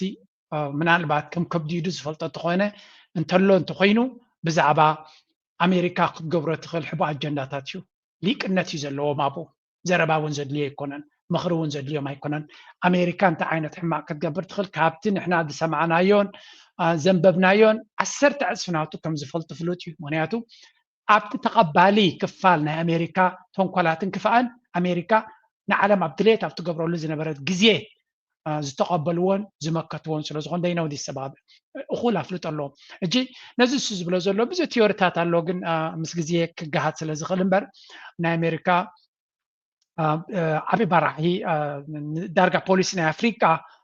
ዝከታተል ዘሎ ናይ ዶናልድ ትራምፕ ቀረባ ኣማኻሪ ብዛዕባ ኣፍሪካ ናብ ኤርትራ ከይዱ ከም ዝነበረ ምስ ፕሬዚደንት ኢሳያስ ከም ዝተራኸበ ዝገልፅ ሓበሬታ ኣሎ this is not disclosed ነይሩ ዝብል ዘረባ ቲዮሪታት ኢና ንሰምዕ ዘለና እምበር ብተግባር ዝረኣናዮ ነገር የለን ስለዚ ዘየለ ነገር ከም ሓደ ዓብይ ጌርካ ክትገልፆ ይትኽእል ኢኻ ግን ነቲ ኣብ ፖለቲካ ድማ ብዙሕ ነገራት ኣሎ ብሕቡእ ዝግበሩ ስፔኩሌት ዝኾኑ ነቲ ስፔኩሌሽን ክጠቕሶ ፅቡቅ እዩ በዚ ኮይኑ በቲ the day this happens እዚ ነገር እዚ እንተተፈፂሙ መዕለቢዩ እንተረኺቡ እቲ ቅድሚ ኣብ 2018 ድዩ 2008 ድዩ 2007 ጀነራል ስብሓት ኤፍሬም ዝበሎ ኮይኑ ተሪፉ ማእከል ስሕበት ናይ ቀርኒ ኣፍሪካ ኤርትራ ምዃኑ ይተርፍን እዩ ናይ ኢትዮጵያ ማእከል ስሕበት ዝነበረ እውን ኤርትራ ንኤርትራ ጠርኒፎም ስለ ዝነበሩ እዩ ዝብል እዩ እዚ እቲ ኩንነት ዝረጋገፀሉ ግዜ ክህሉ እዩ በዚ ኮይኑ በቲ ክሳብ ከምኡ ኣጋጣሚ ዝኸውን መመካት ከድሊ እዩ እዚ ክኸውን ስለ ዝኸኣለ ብዙሕ ፍርሂ እዩ ዝግበር ዘሎ ካብ ኢትዮጵያ ብፍላይ ሓደ ካብቶም መልሓስ ናይቲ ፕሮፓጋንዳ ዝኾኑ አንጻር ኤርትራ ረስኒ ብዘለዎ መንገዲ ክዛረብ ስምዑ ሻዕቢያ ለህወሓት ሊሆን አይችልም ድንብርብሩ ነው የወጣው ሻዕቢያ የተባበሩ መንግስታት እየተወያየበት ነው ምርመራ ይቀጥል ተብሏል ማዕቀብ ይቀጥል ተብሏል የአሜሪካ ድርጅቶች ሪፖርት እያወጡበት ነው 45 ገጽ ዋና የሻዕቢያ ጀነራሎች እነ ሃኒባል ምናምን የሚባሉ ዋና የሚላቸው እሱ የሚተማመንባቸው በኢንተርናሽናል ክሪሚናል ኮርት ይቅረቡ እየተባለ ነው ሻዕቢያ ጣምቂኝ ውስጥ ገብቷል የሚይዘው ኣብዚ ሕጂ ትሰምዕዎ ዘለኹም ሻዕቢያ ይዳኸም ከም ዘሎ ሻዕቢያ ከይበለት ቪድዮ ናቱ ኣይከይድን እንድዩ ሕጂ ዳርጋ ኤርትራ ካልእ ገዳ ክወርዳ ምዃኑ ገለ ይዝብል ዘሎ ዘየለይ እቲ ኣብ ባይቶ ናይ ኣሜሪካ ደገሎ ዝካየድ ዘሎ እውን ኣብ ታሕተዋይ ደረጃ እዩ ዓብ ነገር አንጻር ኤርትራ ዝካየድ የለን ኣብዚ እዋን እዚ እቲ ድራማታት ኣሎ እዩ ግን ናት ቨሪ ሲግኒፊካንት የስ ሓድሽ ነገር ክመፅእ ኣይክእልኒ ኢልካ ክዛረብ ኣይትኽእልኒ ኢኻ ግን ግምጥል ኢልካ እንታይ ይብላ ኣሎ ዝስምዕዎ ናይ ብሓቂ እዩ ዘገርም ናይ እዚኦም ሰባት እዚኣቶም ምግራምካ እዮም ዘወድኡኻ ያሉት በአራት ዙር ስልጠና 250 ሺህ ወታደሮች ነው እያዘጋጁ ያሉት ስለዚህ ዝግጅት ስላለ በከፍተኛ ሁኔታ ይሄ የሚዘጋጀው አካል እኛም አውቀንብሃል እንዲህ እየተዘጋጀ ነው የሚለው ነገር ዓለም መስማት አለበት ብያምናለሁ ሶ አንዱ እኔ በኢትዮጵያ ከፍተኛ ባለስልጣናት አካባቢ ይሄ ነገር መነገር አለበት ብያምናለሁ አንዱ ስራ አንድ ፖለቲከኛ ወይም የትላንትና ስህተት እንዲታረም የሚፈልግ ሰው ማለት ትላንት ህወሓት ያድግ የወደቀበትን መንገድ ብልጽግና መከተል አለበት ብያለሁ እስከ መጨረሻው ሰዓት እኮ በኢህአዴግ ውስጥ ኤርትራ ትወረናለች አትወረንም እንዲህ ጦርነት እንክፈት የሚል እኮ የምታውቁት ክርክር ነው የነበረው እዚ ኣማኻሪ ኮይኑ ዝዛረብ ዘሎ ሓንቲ ቦ ሻዕቢያ ወዲቑ እዩ ሓንቲ ግዜ ድማ ናብ ኤርትራ ክልተ ሰሙን ጉዕዞ ጥራይ ዘድልየና ዝብል ዝነበረ ሎሚ መልሓሱ ተቐይሩ ኮምፕሊት ሎሚ ኤርትራ ክትወረና ጥራይ ዝብል ዘሎ ኤርትራ ክትወረና ስለ ትኽእል በጃ ከምዛ መልእኽቲ እዚኣ ናብ 4 ኪሎ ኣብ ፅሑለይ ባዕሎም ዝሃብዎ መልእኽቲ ኮይና እውን ዝሰዱ ዘሎ ኣብ ፅሑለይ 6 ነጥብታት ዘለዎ ሓድሽ መረጋገፂ ኤቪደንስ ረኺበ ኣለኹ ኤርትራ ከተጥቅዓና ከም ትኽእል ዝብል ዘረባ ሓድሽ ቪድዮ ሪሊዝ ገይሩ ቆሪፆም ሰይዶም ላይ ያለው ግዜ ስለ ዘይብልና በሙሉ ተዘረባናቱን ሰምዓይ ንኽልና ተን 6 ነጥብ ዝብለን ኤርትራ is intensifying its preparations for war against Ethiopia ኤርትራ አንጻር ኤርትራ ክትገብሮ ትኽእል መጥቃዕቲ ትዳሎ ከም ዘላ ምድላዋታት ትሕይል ከም ዘላ እዩ ዝገልጽ ዘሎ ስለዚ ኤርትራ ንኢትዮጵያ ንኽትወርር ዓብ ምድላዋት ትገብር ኣላ ካልእ መንግስቲ ኤርትራ has chosen to remain entrenched along the border and expand further into Ethiopian territory. بعبيهم بزوجن بوري بوجن عسب سراوي تنقساقس له زبل propaganda ناتهم كان يوم لنديم سلازي دفعات حيل كم زلان ناوش إثيوبيا ون أتيها كم زلا يم زقلت زلوا زي أبي زلوا شعبي أبايتا زقبر زلوا يكون أبرؤسهم زلوا شعبي أجن ቦቱ የስፋፍዕ ከም ዘሎ ካብቲ መዓልታዊ ዝገብርዎ ዘሎ ቪድዮ ንርኢ ኣለና ኣብ ርእስኻ እናስፋፍዕ እንድሕር ከይዱ ተጸላኢ ዓይንኻ ንዑዩ ክርኢ ዝኽእል እዝንኻ ድማ ንዑዩ ክሰምዕ ዝኽእል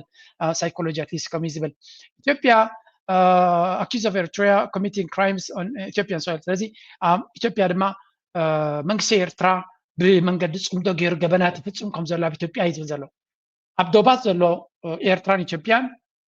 ወይ እውን ኣብ ዶባት ዘሎ ኢትዮጵያን ኤርትራን ብፍላይ ብወገን ትግራይ ይኹን ብወገን ዓፋር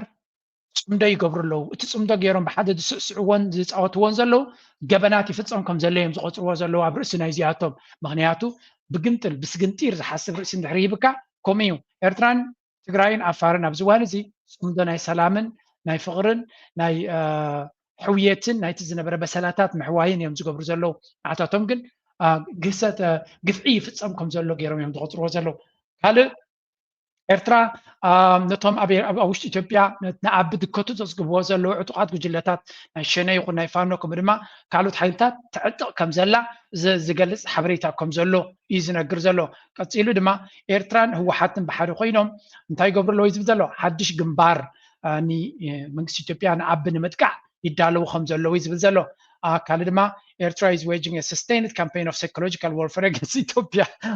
ኤርትራ ድማ ቀጻሊ ስነ ኣእምሮዊ ኩናት አንጻር መንግስትን ህዝብን ኢትዮጵያ ትገብር ኣላ አንጻር መንግስትን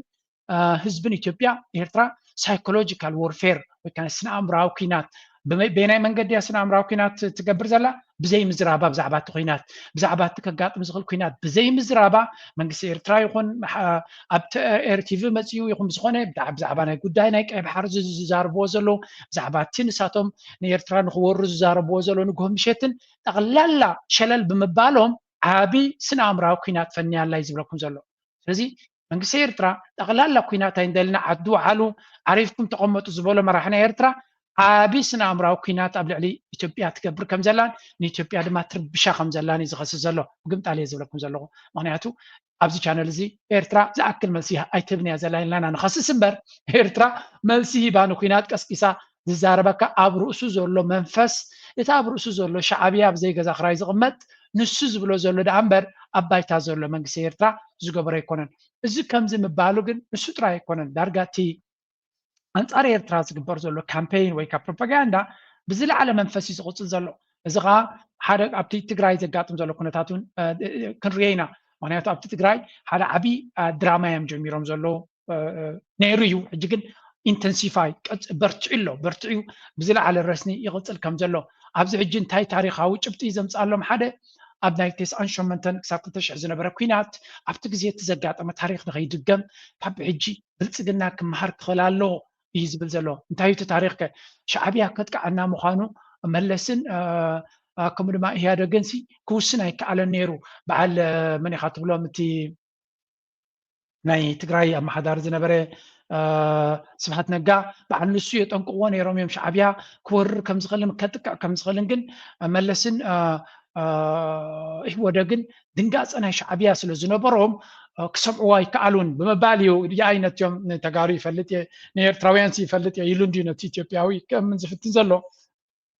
ንሕና ነዚ ዘረባ እዚ ኢንተርቴይንና ንገብሮ ልክዕ ከምዚ ሓደ ሸው ንርኢ ዘለና ጌርካ ጥራይካ ክትሪኦ ትኽእል ምክንያቱ ትማሊ ዝብልዎ ዝነበሩ ትማሊ ማለት ቅድሚ ዓመታት ማለት ኣይኮንኩን ቅድሚ ሒደት ኣዋርሕ ዲሶምናት ዝብልዎ ዝነበሩ ፈኸራ አንጻር ኤርትራ ንኤርትራዊ ንምድሃል ንኤርትራዊ ንምስንባድ የዕድሮናት ሒዝና ኢና ኣፅዋር ሒዝና ኢና ሓይሊ ሒዝና ኢና እዚ ንትን ክንገብር ኢና እናበልካ ዝዝረብ ዝነበረ ሎሚ ተገምጢሎም እቲ ኩነታት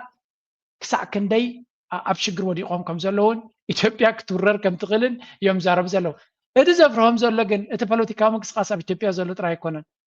ካብኡ ዝዓቢ ፀገም እውን ኣለዎም ኣብዚ የመኖር ያለመኖር ስጋት ስላለ ነው እንጂ ነገ ደግሞ የኢኮኖሚ ጦርነት ይጀምራል አንዱ ዜጋ የተሻለ እየኖረ አንዱ እየተራበ የሚኖርበት ምክንያት የለም ያም ደግሞ ሉክ አሁን እንግዲህ ተመልከች የመን ሄደው ያለቁት የመን በዚህ ጊዜ የምድር ሲኦል የሚባል ሀገር ወደ እነዚህ ሀገራት ነው አንድ ጀልባ ሙሉ 154 ኢትዮጵያውያን ሄደው የሚያልቅበት ምክንያት ሌላ ምንም ነገር የለም እዚህ ሀገር ላይ ዲግሪ ይዘሽ ማስተርስ ይዘሽ ፒኤችዲ ይዘሽ ፒኤችዲ ይዞ ሰው ፒኤችዲ ይዞ ረሃብ ውስጥ ከገባ ሌላ ምንም አማራጭ የለው እንትና አርጌ አሻሽዬ ልኑር የሚል የለም بحفش أب إثيوبيا زلوا أجمع زنقر زلوا من البعض لومي تأجرجر أب بقطبة درجة زي جمر زلون نحوت هدراوي أجرجرن كوينات سلو زلوا بس بإثيوبيا جن أب كفالنا إثيوبيا تسفاز غرز أي بإثيوبيا يزبل زلوا تسفاز غرز زلوا ما ولا ون تمهور تسفاية بلون يزبل زلوا دكتوريت زلوهم ماسترز زلوهم باشلر ديجري زلوهم دبلوم مويا زلوهم سرح كأب هاجر كتير أيتخلني غاسلم تاي بزي قدس أنت عين السرح رخيبك منا بابروك كله يتخلني خايز ولا كازلو أنت دموز من قستك بكازخل نتزلو منا عبرو أيا خلا كاني مبر سرح ثانية سرح تسن وي مسرح كي ولا دليل سرح وانترخيبك لتأتاو كاب تسرح كترغبو نخت نبر إذا خرايكا شفينكا هي وات كان خد قصن زخلا كاي كونه سلازي وي ببلشونا وي بسرق وي بكرابشن قال نجار كتجبرت زي كيلكا سرحكا نكتنبر زي كالا لعد سلازغونه عدل زرخبه نبي يمن نكون لايك خيد دحر زي بالحزب زلنا يلو نبي يمن زغيد يرتراو سمعكم يمن نكون عنا تقر نبي يمن زغيد سبيل ولا ونكو نجبت خيدو ويون تقراي كيدو نقال تطوي نجبت يمن قص زخيد كاف سودان كفي ومالو كاف سودان بجالبا غير زخيد كنا يسمنيقه واي كمي غير كانوا تخيد كاف سودان إثيوبيا تسددلو نيمن سدد كنا يسمنيقه ስለዚህ እንታይ ማለት ካብ ሱዳን ንኤርትራ ስደድሎ ኢትዮጵያውያን ዘለዎም ሽግር ዓብ ምዃኑ እዩ ዝገልጽ ዘሎ እዚ ግን እቲ ኣብ ልዕሊኡ ድማ እቲ ድራማ ናይ ፖለቲካ ወስኸሉ ብዚ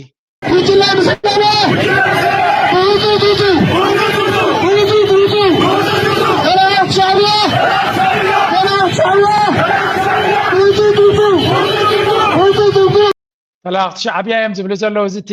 ትምዕዎ እዚ ድራማ ከተማ ማይጨው አንጻር ግዚያዊ ምምሕዳር ትግራይን ውድብ ሕወሓትን ዘቕንዐ ሰፊሕ ህዝባዊ ተቃውሞ ክካየድ ከም ዝወዓለ ካብቲ ከባቢ ዝወፁ ዘለዉ ሓበሬታታት ኣመላኺቶም እቲ ሰልፊ ብግዚያዊ ምምሕዳር ትግራይ ጀነራል ታደሰ ዝተገብረ ናይ መሪሕነት ምትዕርራይ ብምቅዋም ነዚ ብድሕሪት ኮይኑ ዝደፍእ ዘሎ ህወሓት ኢዱ ካብ ህዝቢ ዝመረፆ ምምሕዳር ዞባ ደቡብ ትግራይ ኢዱ ክስሕብን ዝፅውዕ ከም ዝኾነ ተገሊጹ ኣሎ ኣብዚ ህዝባዊ ተቃውሞ ድማ ካብ ገለ ከባብታት እቲ ዞባ ዝተኣኻኸቡ ሓዊሱ ብርክት ዝበሉ ነበርቲ ከተማ ማይጨው ናብ ኣደባባይ ብምውፃእ ዘለዎ ተቃውሞ ኣስሚዖም ኣለዉ ኣብቲ ሎሚ ዝተኻየደ አንጻር ግዚያዊ ምምሕዳር ትግራይን ውድብ ሕወሓትን ዘቕንዐ ህዝባዊ ተቃውሞ ብርክት ዝበሉ ነቲ ተቃውሞ ዘንፀባረቑ ጭርሖታት ተሰሚዖም ኣለዉ ካብኣቶም ድማ ተላእኽቲ ሻዕብያ ካብ ዞባና ይውፁ ዓርሰ ምሕደራ ህዝቢ ራያ ይከበር ብምስለነ ክመርሑና ዝመፁ ይውፁልና ኣመሓዳሪ ዞባና ብህፁፅ ናብ ቦትኡ ይመለስ ዝብሉን ካልኦትን ጭርሖታት ኣብቲ ህዝባዊ ተቃውሞ ገለ ካብ ዝተሰምዑ እዮም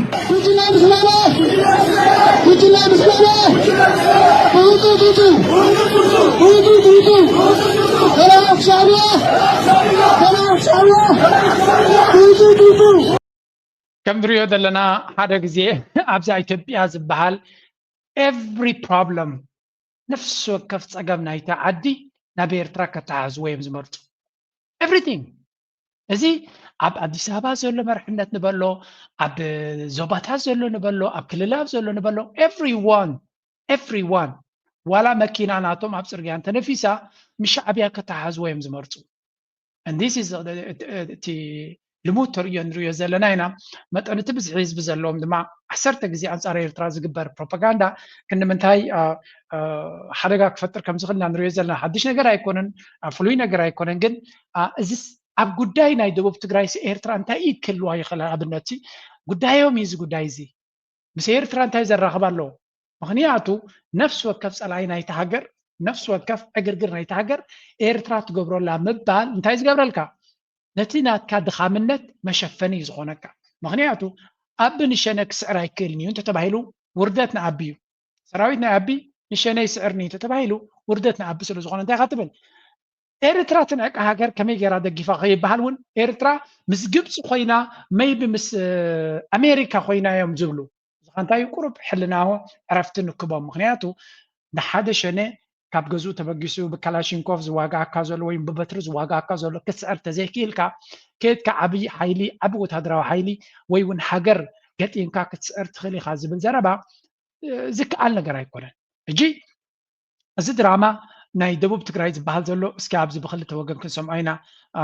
نتنايلو مزعبو تزاري بنيرو ناتكا ألسي ناي بينها نايتم ناتكا عليت ناتكا وردا ناتكا زمت أخلا طابيان كوشتن قالس دامر نحزب تقراي كون إذا ناتكا ألسي نحزب زوادو بايمل كوتن صادقان نحزب زوادو كم تلا يزريو ዝኩሉ ተቃሊሱ ክንደይ ህይወቱ ተሓቢኡ ሕሊፍዋ ህዝቢ ዞባ ማእከል ግን ከም ፀላ እዩ ዝቆጥሩ ስለዚ ህዝቢ ትግራይ ይምልከቱ እዞም ክልተ ትሪእዎም ዘለኹም ኣመሓደርቲ ናይ ዞባ ደቡብ ሓደ ኣመሓዳሪ ናይቲ ዞባ ኣቶ ዝናቡ ሓደ ድማ ናይ ፀጥታ ሓላፊ ኮይኑ ተመዲቡ እዩ እዚኣቶም እዮም ቶም ሓለፍቲ ተመዲቦም ዘለዉ ምናልባት ትማሊ ኣቀባብላ ነይርዎም ኣብ ራያ ህዝቢ ራያ ከመይ ከም ተቐበሎም ኣብዚ ለኩም ራይዎ ብናይ ራያ ባህልን ክዳንን ማለት እዩ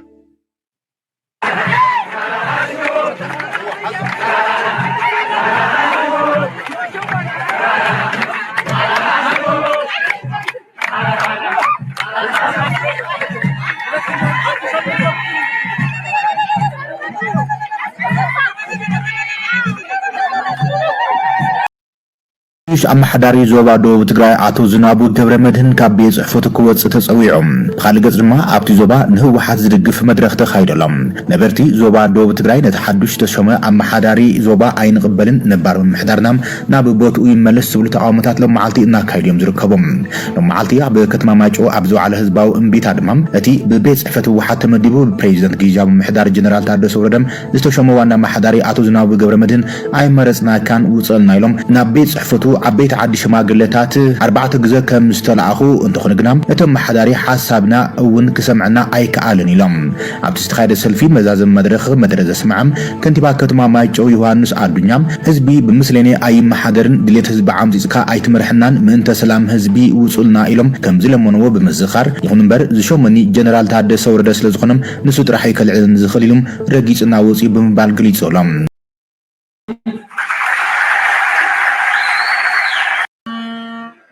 ራያ ተገበረ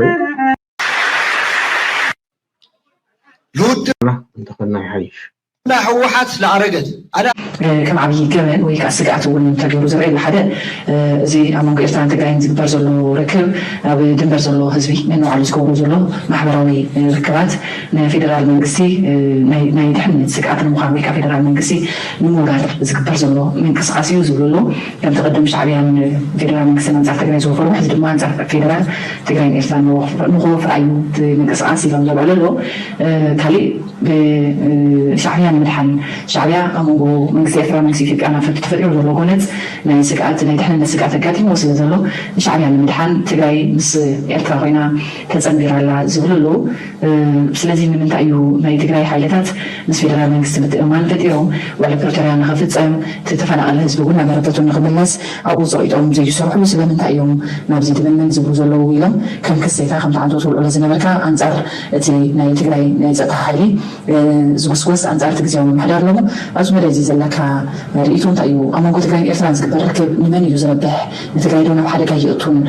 تهزبن هزبي يركبوا لزلنا نبحكي هزبوا ملكا زلو وديو عمريت غيرو نريون هزب زربح نقر على ودو خا بوليتيكا خا بروباغندا نفحو زي زبل وديس كمالي قرب هذه تقرأي معناتي شبوت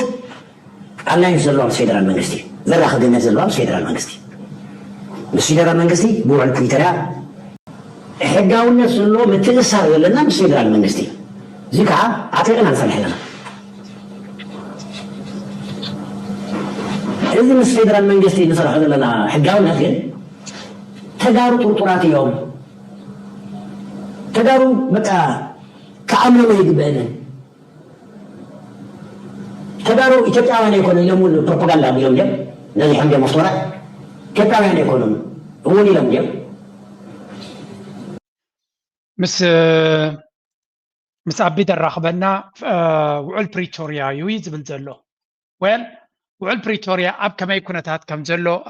مجلس دما أقدس مثلني وعلي بريتوريا هم الفرسة هو حتبعلك أوج على ويل خانيرها بوغان تقرأي بوغان تقرأي وعلى بريتوريا هم الفرسة تتأوجوا نو حدا كنا بيك علن أو كنا تكوينا نيانا هذه تاي عينت حدا جاي خاوي هذه نحن خاوي العبد خوينا تستايخ جت منها هذا كوت دمت طيتي زي لا دمت طيتون زي اللي قند مخنات أبي أحمد عقم سلالي ولي حللنا وينا السلام عم حريا سلازلو يكونه عقم سلازيولي يعتقد لحكي وعفر أب سلمتي أب تفلالي أو أجوكو يعتقد لأبي أحمد زيكو بقطة مسؤول بريتوريا ضد صباي. Yeah, if they know the حق الزيو نقتل. بانديرا هذا حالنا هون من أمريكا زراعة خونيرو تي بانديرا زكاة حد عام تكسر يسدل المالك. أمريكا وين دحر بانديرا زكاة حد عام كنا أسرائيل لهم بوجن إثراء تري الله نزا بانديرا زي أنتاي زكاة خلنا حنت الدخل دايما حسنا أخيلا. كندي راز نبوريو تقاسي بخصر هذي إثراء تري الله هاتي برسنتج ناي مسوات التاريخ أيوة أزي عبي بخصر نعملك. أما ننصر علامة نمرتو نبحلو نخبرتاتو زود غجنا سقاب لمون على ما تصابون دقاتنا زو خفلوز اللواجا سلازو واجا نايزا بانديرا زي خبوري منصر ناي أمريكا بانديرا تروح لها استخفلوا واجا عند تباهلون دي إرتراو بانديرا استخفله وسقاين هيوتن أزيو خبط هذا عامتي صار بانديرا زكاة لندحري لأمريكا بانديرا إرترا زكاة لحد أما هون تاي خمسة مقصعات خطبت لها أزيو على المقصعات مبار بانديرا كوچركي زلو اتا ديمقراسي تبلا امريكا همان چركي بلتكان جوغانا خود خلو ببانديرا امريكا تقليل انا صدرهم بمقابل حبيناتات تبصم نتا بانديرا نزو تركب زربا لان كان دونالد ترامب كم حجز اصدقوا باكزيكتيف باور دي ولا بنتاي بانديرا نيرترا زكاتله ናይ ሓደ ዓመት ማእሰርቲ ከምኡ ድማ ብዙሕ መቕፃዕትታት ክህልዎ ከም ዝኾነ እዮም ገሊፆም ዘለው بخالا زراربا كمنا إيرترا زعمسلة بزح واقع استخفلوا بانديرا نعو زقاشش زقات لما maybe منكس إيرترا تزاتيو هذا ما لبك قبر لي قبا مغنياتو كبر نايت بانديرا كعقب سلو زلو دونالد ترامب بزح نجاريو بزح نجار كبرتاتنا حجراتي دمال لسه لغت فلتو نتا ديمقراسي نابلت كبر حجراتن كبر حزبن جيجننت حجراونت زقت لزنبرو جلوباليستس بحالنا عالم بحنتي عن كير جيرون بيو إنن بودبت عنا عالمين بخالن كم حدروا هذا حزب زنبرو نعود دونالد ترامب بتأتيسو حجر كبهال منفس قوت سلالو بحجر كاخد حسب على كاب مبال سرعلو أوروبيان دحريكم الله سيجدد له زي إيرترا عن تايم دسم بالنانه كبرتاتنا إيرترا كدفر زي بلو كبرتات تتعيفو نتزوردون نابنت نسماتات إيرترا مخبار هذا إيرترا وكبهال انتاي كمال زلوه إيرترا والنسي صار إيرترا يوين أنت صار إيرترا والنتي ويجلا كتب له تخينك انتاي تو إيرترا والنت ملك أناتو بتصحف نصور زخونة كبرتاتنا إيرترا أنت زور نيرو صبغ نيرو ولا بحقنا يتحجر عند الزفر أنت زي اللي أنا بزانا بسكري خلقه أنت زربا مسزارب كتر إيرترا يو خمسة مسكور صار إيرترا من يتصار إيرترا زبال من يخ تقاومك هون زخلقن نيرترا نخبره سلازي زخون هاجر تقاومك الوغلي بوليتيكا تقاومك الوغلي قد هذا تقاومي نهاجر ما أكل يخيط كم زلون تاي مزمالي معناته زيجاتات بينه ملك يوم زقصر زبد نصور زخونه صحف انت زوحاب نيرو اندسم بلنا نيرو أبحقنا إيرترا وند تسافر كم زبلو زلو سلازي إذا أتو ما قدستيو إيرترا زبان تاي زخونه انتهي تملك أنا إيرترا ونت زي نصور كونا له نحنا ما بزعت زي بلموت كنزارب كلنا سماعات زخبر تاريخنا إيرترا زخبر كبرتاتنا إيرترا زخبر حزب إيرترا عدنته زخبر زياتهم بزحات نقرات تلاتيلهم زيوم نزيوم النعقبي أب حجر تقاوم خبر زخل مسؤول مخانون كجلة زي اللي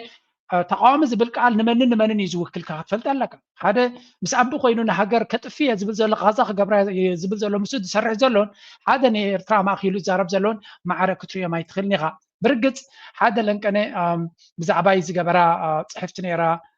كفتي ملقتي ناب دراري لهم جسدوا لي أنا كايرا خواني رجل let me show you there was this article دحين كتبكم كفتني give me a second كم زين رياض لنا أبسطيت زبحال ميديا ويب سايت يا وريدانيرا an open letter to George دراري لو شما بوي كمان تبغيرو spelling كجبروي كالن أبزخونة كاب دانيال ملوجيتا زبحال يا متياتا هفتي بزعبان تايو دزارب زلو تا كلا تدبدابة بعتر زبالة نوح صحف اللي صحيف زلو جن كله كي زارب اللي كلنا مغنياتو ميديانا إيرترا أزيد دخول مخانون تسفى زي بلو ميديا كم زلنا شانلاتنا بقعات كم زي كوني زنقر بقع عند رخين كابقع سرح جمرية كل زغل 7 عقمي يقبرالو أما بزحت السب إيرترا ميدياتات بقعات يبلو من يلو كقعش شخاطريو عقم ترلك ما هو زي حاجة تقبر ኤርትራውያን ሚድያታት ብቁዓት ኣይኮኑ እንተኢሎም do something better ምዝራበ የድልየካኒ ካብ ዝበልፅ ካብቲ ናትና ጉድለታት ዝሓይሽ ነገር ክትገብር ዩቱብ ኮን ኣይጥርሑ እዩ ገንዘብ ኮይ ትኸፍል ኢኻ ላይሰንስ ኮይ የድልየካኒ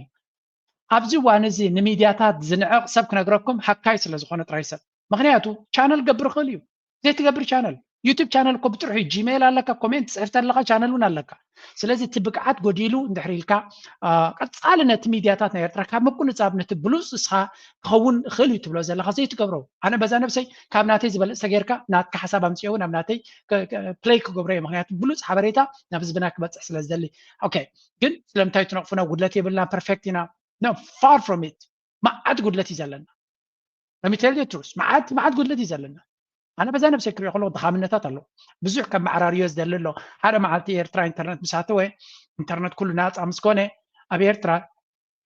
عبتيم كجبرية تيجي بناتي دما ولا نتي حبريتا verify كجبرو وزخلو سنسر كجبرو وزخلو كل عقد داس نجار كنترول كونول زخل نجبرينا بسبب شعوجن لومي بقعد زخون سبات كم قطر سلزين غل قالونا بصرحوجن نتا حبريتا أنالايز مقبار ضخامنة تطلع بحفشة نتي ميديا بمولو يو زنقف مجمريا مثلا لو كنقف يقبله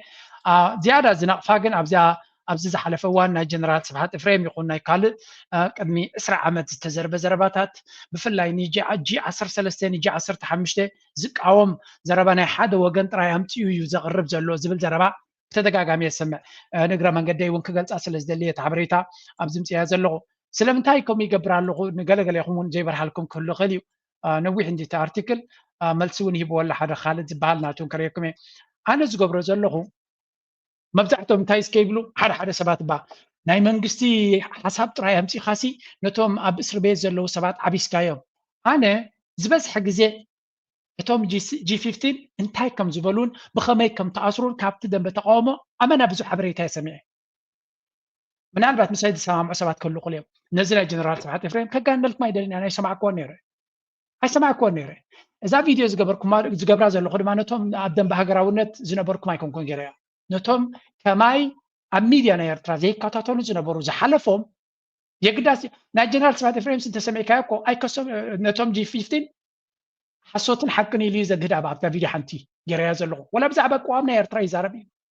ገለገለ ሰባት ነታ ርእሱ ጥራይ ርዮም ኣንዮ በሎ ገለ ዝብሉ ኣለዉ ልብኻ ከፊትካ ስምዓዮ እመኖ ዝበለካ የለን ምናልባት ሕቶታት ክልወካ ኸእል ግን ኣነ ኣብ ካልእ ግዜ ዝሰምዖ ዝነበርኩ መብዛሕቲ ግዜ እቲ መንግስቲ ከምዚ ገይሩ ምክንያቱ ካብቲ G15 ንዑ ዝገልፅ ዝኩሉ ደንቢ ተቃውሞ ብዙሕ ግዜ ብዛዕቦም ዛርብ ነይሩ ብዙሕ ዝዝረብ ብዙሕ ቪድዮታት ብዙሕ ፅሑፋት ይወፅእ ነይሩ ስለዚ በቲ ሓደ ወገን ብዙሕ ክስታት ሰምዕ ነይረ መንግስቲ ኤርትራ እንታይ የጋጢሞም እዚኦም ሰባት እዚኣቶም እንታይ ዘራኽቦ ነይሩ እንታይ የጋጢሞ ብናይ መንግስቲ ኤርትራ ዝወፅእ ሓበሬታ ይሰማዕኮ ነይራነ ስለዚ ከማይ ዝኾኑ ሰባት ክህልው ስለ ዝኽእሉ ነዚ ናይ ጀነራል ስብሓት ኤፍሬም ይኹን ካልኦት መንግስቲ ናይ ኤርትራ ቅድሚ ሕጂ ዝበሎ ኣነ ዘይሰማዕክዎ ዝሓለፈኒ ከማይ ዝሓለፎም ሰባት ካ ስለ ዘሎ ክመሃሩሉ ክእሉ እዮም ንእሽተይ ክፋል ኢኸ ምዛዕቡ ትዛረብ ብዛዕባ ካልእ ግን ብዙሕ እዩ ትዛረብ ስለዚ እቲ ዘረባ እንተሰሚዕካዮ ንቀፃልነት ናይቲ ሃገር ዝሕግዝ እዩ ንሃገር ከም ሃገርን ከም ህዝብን ክንቅፅል ዝሕግዝ ዘረባ ኣለዎ ተቃዋሚ ዲኻ ዋላ ደጋፊ ንዓኻ እውን ዝጠቅም ኣለዎ ብዛዕባ ክብርታት ናይቲ ሃገር ክርዳእካ ክኽእል ኣለዎ ህዝቢ ኤርትራ ኣብ ጎንኻ ኮይኑ ኣብ ፖለቲካ ናይ ኤርትራ ንዓኻ ንቅድሚት ከምፅኣካ ትደሊ እንተኮይንካ ናይ ፖለቲካ ሕልሚ እንተለካ እቲ ጀነራል ስብሓት ኤፍሬም ዝብሎ ዘሎ ብዛዕባ ህዝቢ ኤርትራ ብዛዕባ ታሪክ ናይ ኤርትራ ብዛዕባ ክብርታት ናይ ኤርትራ ክትሰምዕ ንዓኻ እውን ፅቡቕ እዩ ነቲ ኣብ ሃገራውነት ዘለካ ድማ ደጊምካ ደጋጊምካ ክንሰምዖ ዘለና እዩ ምክንያቱ መፅሓፍ እዩ እዚ ከም መፅሓፍ ጌርካ መፅሓፍ ሓንቲ ግዜ እንቢብያ ይበሃልን እዩ ናይ ፍልጠት መፅሓፍ ኣነ ከምየ ናይ ፍልጠት መፅሓፍቲ ናተይ ደጋጊመ እየ ዘንብበን ዝሰምዓን ሶሪ ኣየንብብን እየ ሎሚ ግዜ ስለዝስን ግን ወክ ክገብር ከለኩ ኤፍሪ ዴይ ዝሰምዕ ስለዚ እዚ መፅሓፍቲ ናትና ብኦድዮ ናይ ጀነራል ስብሓት ኤፍሬም ብኦድዮ ስለዝኾነ ዝስማዕ ስለዝኾነ ዝያዳ ዝሰምዓኒ ናይ ኩሎም ቶም ኣብ ዩቱብ ዝወረደ ትሕዝቶ ኣነ ይሰምዐ ደስ ስለ ዝብለኒ ድማ ከማይ ክመሃሩሉ ዝኽእሉ ነቲ ዝፈልጥዎ ፅቡቅ ገይሩ ክርድኦም ብዛዕባ ቅዋም ድዩ ብዛዕባ ሃገራዊ ኣተሓሳስባ ድዩ ብዛዕባ ውዳቤታት ድዩ ብዛዕባ ሃገራዊ ንቕሓት ድዩ ነዚ ክትፈልጥ ተደሊኻ ነቲ ቅድሚ ሕጂ ዝተባሃለ እሞኻ ኩሉ ግዜ ሓቂ ኮይኑ ዝነብር ስምዓዮ ገለ ንስኻ ዘይትፈትዎ ነገራት ተሎ ድማ ኣመዛዚንካ ክትከይድ ይሕግዘካ ስለዚ እቲ ደብዳቤ ፅሒፉ ዘሎ ዳንኤል ማለት እዩ ስለምንታይ ፅሒፍካ ስለምንታይ ከምኡ ኢልካና ይብለካን እዩ ሰብ ብዓቕሚ ይገብር ካብ ህዝብናን ካብ መራሕቲ ነቲ ሃገር ናፅነታ ዘምፅኡ ካብኦም ክንመሃሮ ንኽእል ብዙሕ ኣሎ ኣብ ገለ ወለዶ ዘሎ ድማ ነቲ ኣብ ኤር ቲቪ ዝወፅእ ዝነበረ ሓበሬታ ይከታተሎ ይነበረ ብዙሕ ሰብ ኣይተኸታተሎ ነይሩ ስለዚ ደጊምካ ነቲ ምስ ግዜ ዘይቅየር ታሪክ ምስ ግዜ ዘይለዋወጥ ነገራት ደጊምካ እንተሰማዕካዮ ፅቡቅ እዩ ኣነ ድማ ኣብዚ ቻነለይ ዶኩመንትድ ክኾነኒ ደልየ ኣብቲ ካልእ ቦታታት ዘለዎ ቻነል ክድምሰስ እውን ይኽእል ኮይኑ ስለ ዝስማዓን ኣብ ፅቡቅ ቻነላት ይርዮ ስለዚ ኣለኹ ኣብ ናተይ ቻነል ተኾነ ኣትሊስት ናተይ ቻነል እውን ዘተኣማምን ኣይኮነን እንዲ ዩቱብ ክሳብ ዘለካ ዘተኣማምን የለን ግን ንዓይ እንተወሓደ ዶኩመንትድ ኮይኑኒ ኣሎ እዚ ነገር እዚ ከም ላይብረሪ ናተይ እዩ እዚ ቻነል ናተይ ላይብረሪ ናተይ ስለ ዝኾነ ኣብ ላይብረሪ ናተይ ድማ ከምዚ ዓይነት ነገራት ክህሉ ከሎ ደስ ዝብለኒ ብኸመይ ከም ዝገብሮ ስለዚ ሕማቕ ኣይሰማዕኩም ክብል ይደሊ ምናልባት ምስ ሓንቲ ናይ ምኽሪ ናይ ስነ ኣእምሮ እስክስምዖ ዘ ሓንቲ ደስ ዝብለኒ ዓድና ንስላ ሓንቲ ደስ ዝብለኒ ዓድና ክንብረኩም ክንዲ ዝጠመኻዮ ኣይትኾልስ ክንዲ ዝሓረቕካዮ ኣይትመልስ እቲ ከይሓንቀካ እቲ ከይጣዕሰካ እያች ምክንያቱ ስምዒትና ኣብ ምቁፅፃር ብጣዕሚ ሓያራት ክንከውን ክንክን ኣለና ምክንያቱ መብዛሕትኡ ግዜ ሰባት ንጠፍኣሉ መንገዲ ተዳሃልዩ ኣዝና ስምዒትና ምስ ንኸውን እዚ ሓውና ለባም እንድዩ ለባም ዘረባታት ከምዚ ዛረብ ይርኢ ኣለኹ ከምዚ ገይሮም ቆሪፆም ብሕፅር ዝበለ ነቲ ለባም ዝኾነ ዘረባ ናብ ህዝቢ ከምፅዎ ከለዉ ድማ ደስ ይብል ኣብ መብዛሕትኡ ግዜ መንእሰያት ኤርትራውያን ኣወንታዊ ሃናፂ ዝብልዎ ሓሳባት ኣብ ድሕሪት ከምፅኦ ይደሊ ንገለገለ ሰብ ክጠቅም ስለ ዝኽእል ዝብል እምነት ኣለኒ ኣተባብዕዎም ኣብ ዘለውዎ እናበልኩ ናይ ሎም ኣርእስቲ ኣብዚ ኩዴ ላይክ ምግባር ሼር ምግባር ርኢቶኹምን ሓሳብኩም ምግደፍ እናበልኩ ምዝያ ክሰናበተኩም دم حفاني هلا عرفي في دندود وبهزمو واذكرون قال رامو العيدان كما حبرا بجنعام برت برا ايغو وهو يلالي ايغو وهو يلالي